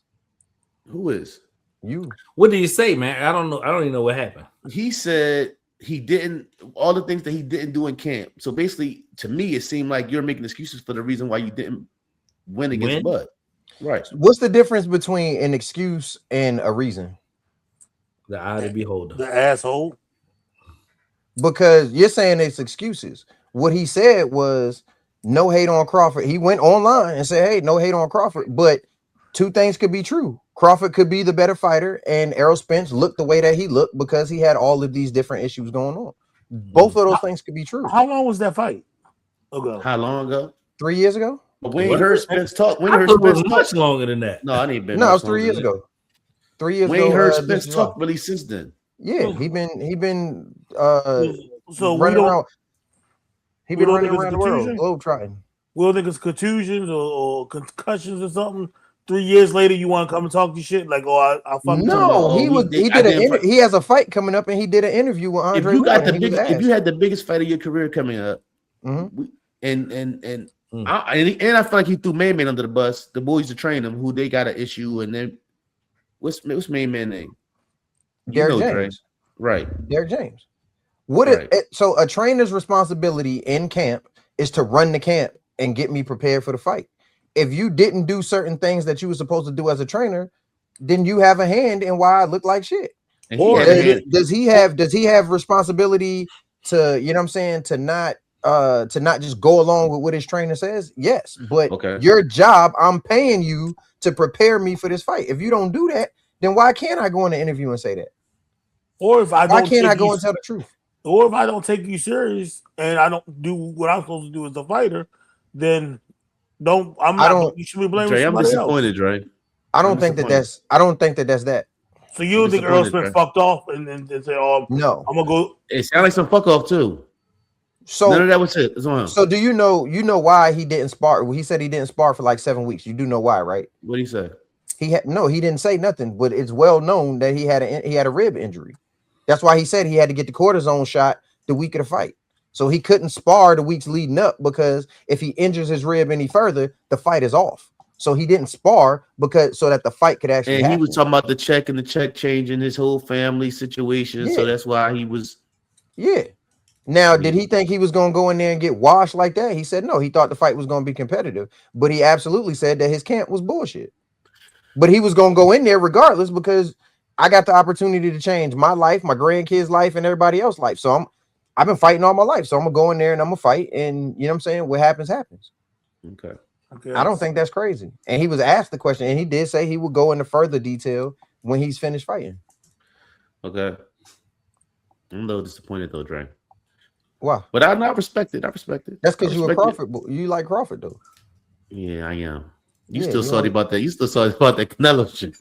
No, I'm not. Nah, I think you get those sides. Yeah. All right. Will we see more players playing to their 40s, into their mid 40s? No. Play what? Basketball? Any sport. We got Brady. We got Bron.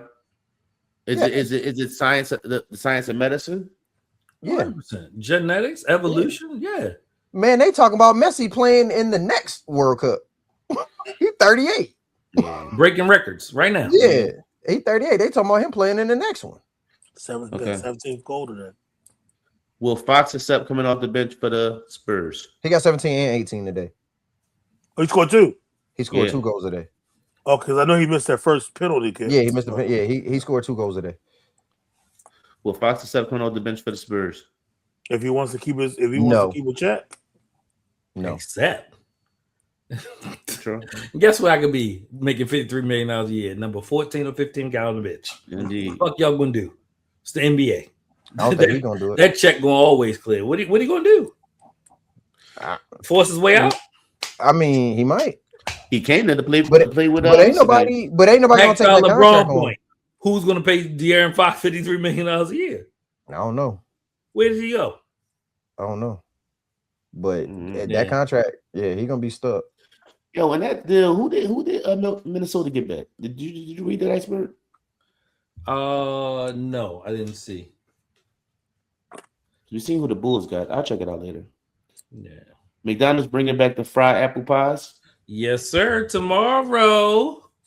I never had it. I don't think. You wasn't outside. I don't eat apple pie. They just freed us from cat space, yo. Oh, Tom, fuck out of here. We're not past. You don't what? I don't eat apple pie. I don't really eat anything that has like warm fruit in it. I was peach cobbler either? I was just about to say that thing, Flush. So I'll eat peach cobbler, but I remove the peach slices. So like I'll scrape it off. Peach cobbler. So he's eating juice. No, because peach cobbler has like a crust to it. Crust on the top, crust on the bottom. Yeah. So you eat the graham cracker and the juice. Who got graham crackers in you got graham crackers in your peach cobbler? Wait, I ain't never had graham crackers in the cobbler. That's that. That's You crush it up on the top, the crumble, make the crumble out of graham cracker. Okay, but yeah, I mean, you see who he be with. I don't really like. I don't eat like cherry pie and all that shit. I don't eat that shit. You damn cherry pie. I put a little graham cracker in my crumble. You know what I'm saying? With the one top. A little graham cracker in my crumble. You trying to make that shit right, Jay? We just not floating with that shit. I don't listen. Yeah, but no, I don't eat apple pie, bro. I fuck with apple pie. All right. If I'm being real, the only pie I really eat is sweet potato pie. For real. That's about it. I can rock with a pecan pie. I had I ain't doing that neither. I had a pecan pie that was pretty, and I had shout out the sweet potato cheesecake pie. Oh yeah, indeed. Yeah. Buttermilk sweet potato pie. Yeah, I've been waiting on it. That's like waiting on them that link. Yeah. Never gonna get it. Never gonna get it. Never gonna get it. Never get it. Look, he done forgot he was supposed to send the link. You a habitual line stepper with the links in the. Hey, which one? Both of them. Yeah.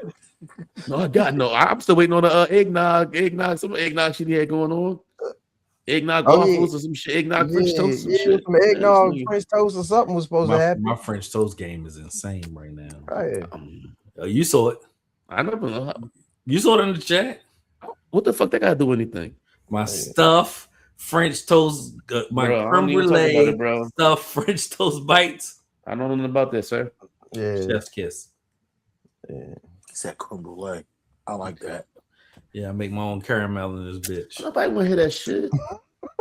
We know you make your own caramel. We know that. Plus, I don't like the way he said that to me because he got all monotone. I make my own caramel. You don't know. You ain't that microwave popcorn. That is homemade. My caramel game is strong. I'm gonna tell you one thing that I'm never gonna come to Real House and ask him for: caramel. I don't even want to ask you why you're not going to ask him. I don't even. Nah, don't just let it go.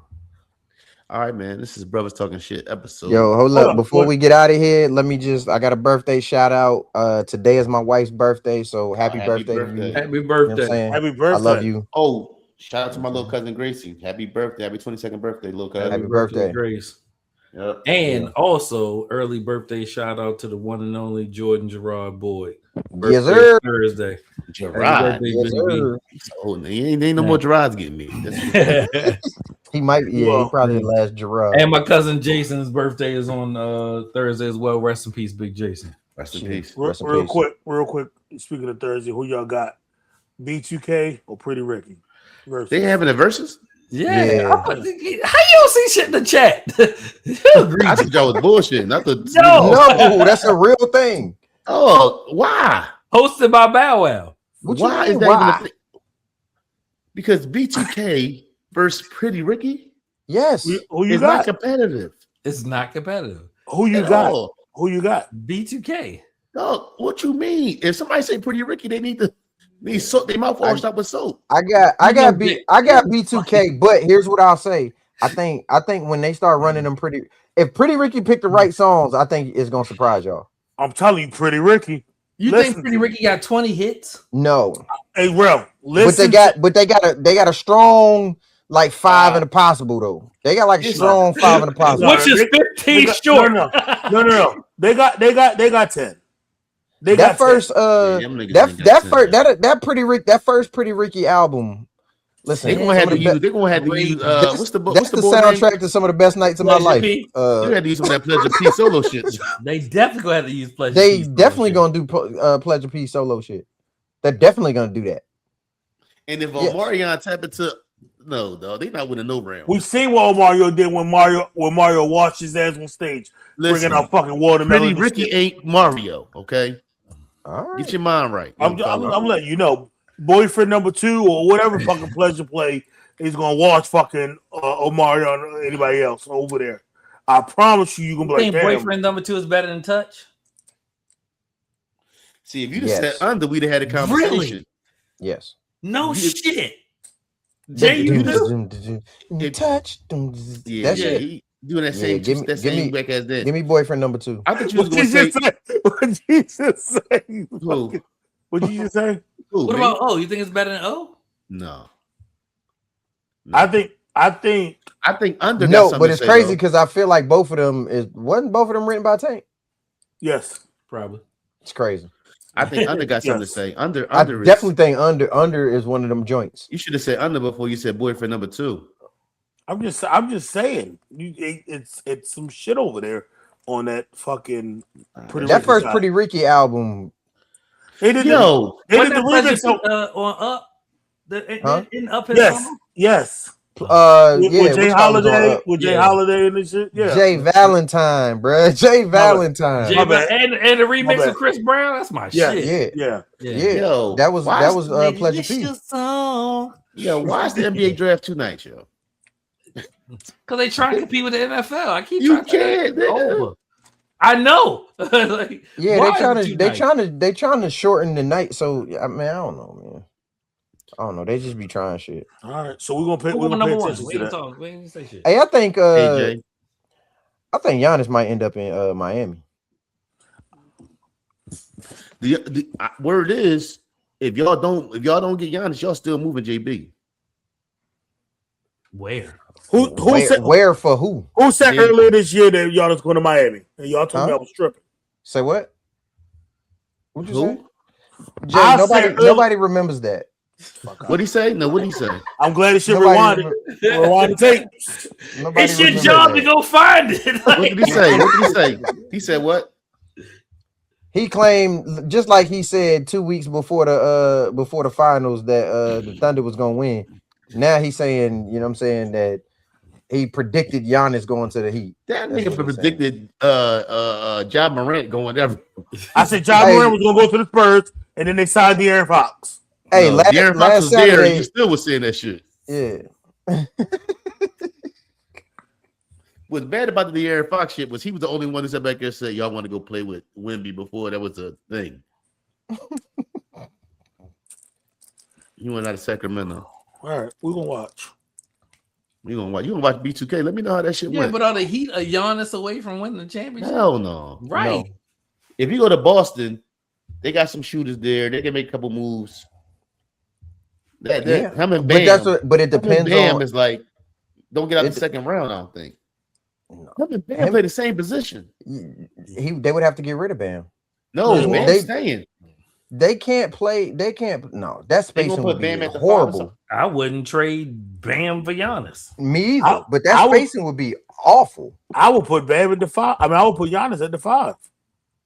I wouldn't put Giannis on the court with Bam out of body. If you got a power forward and a center and nothing else, what are we talking about? You have to surround them with like lethal shooters. That's why I say put them with Boston, because Boston got them white boys and all that. You got Hero.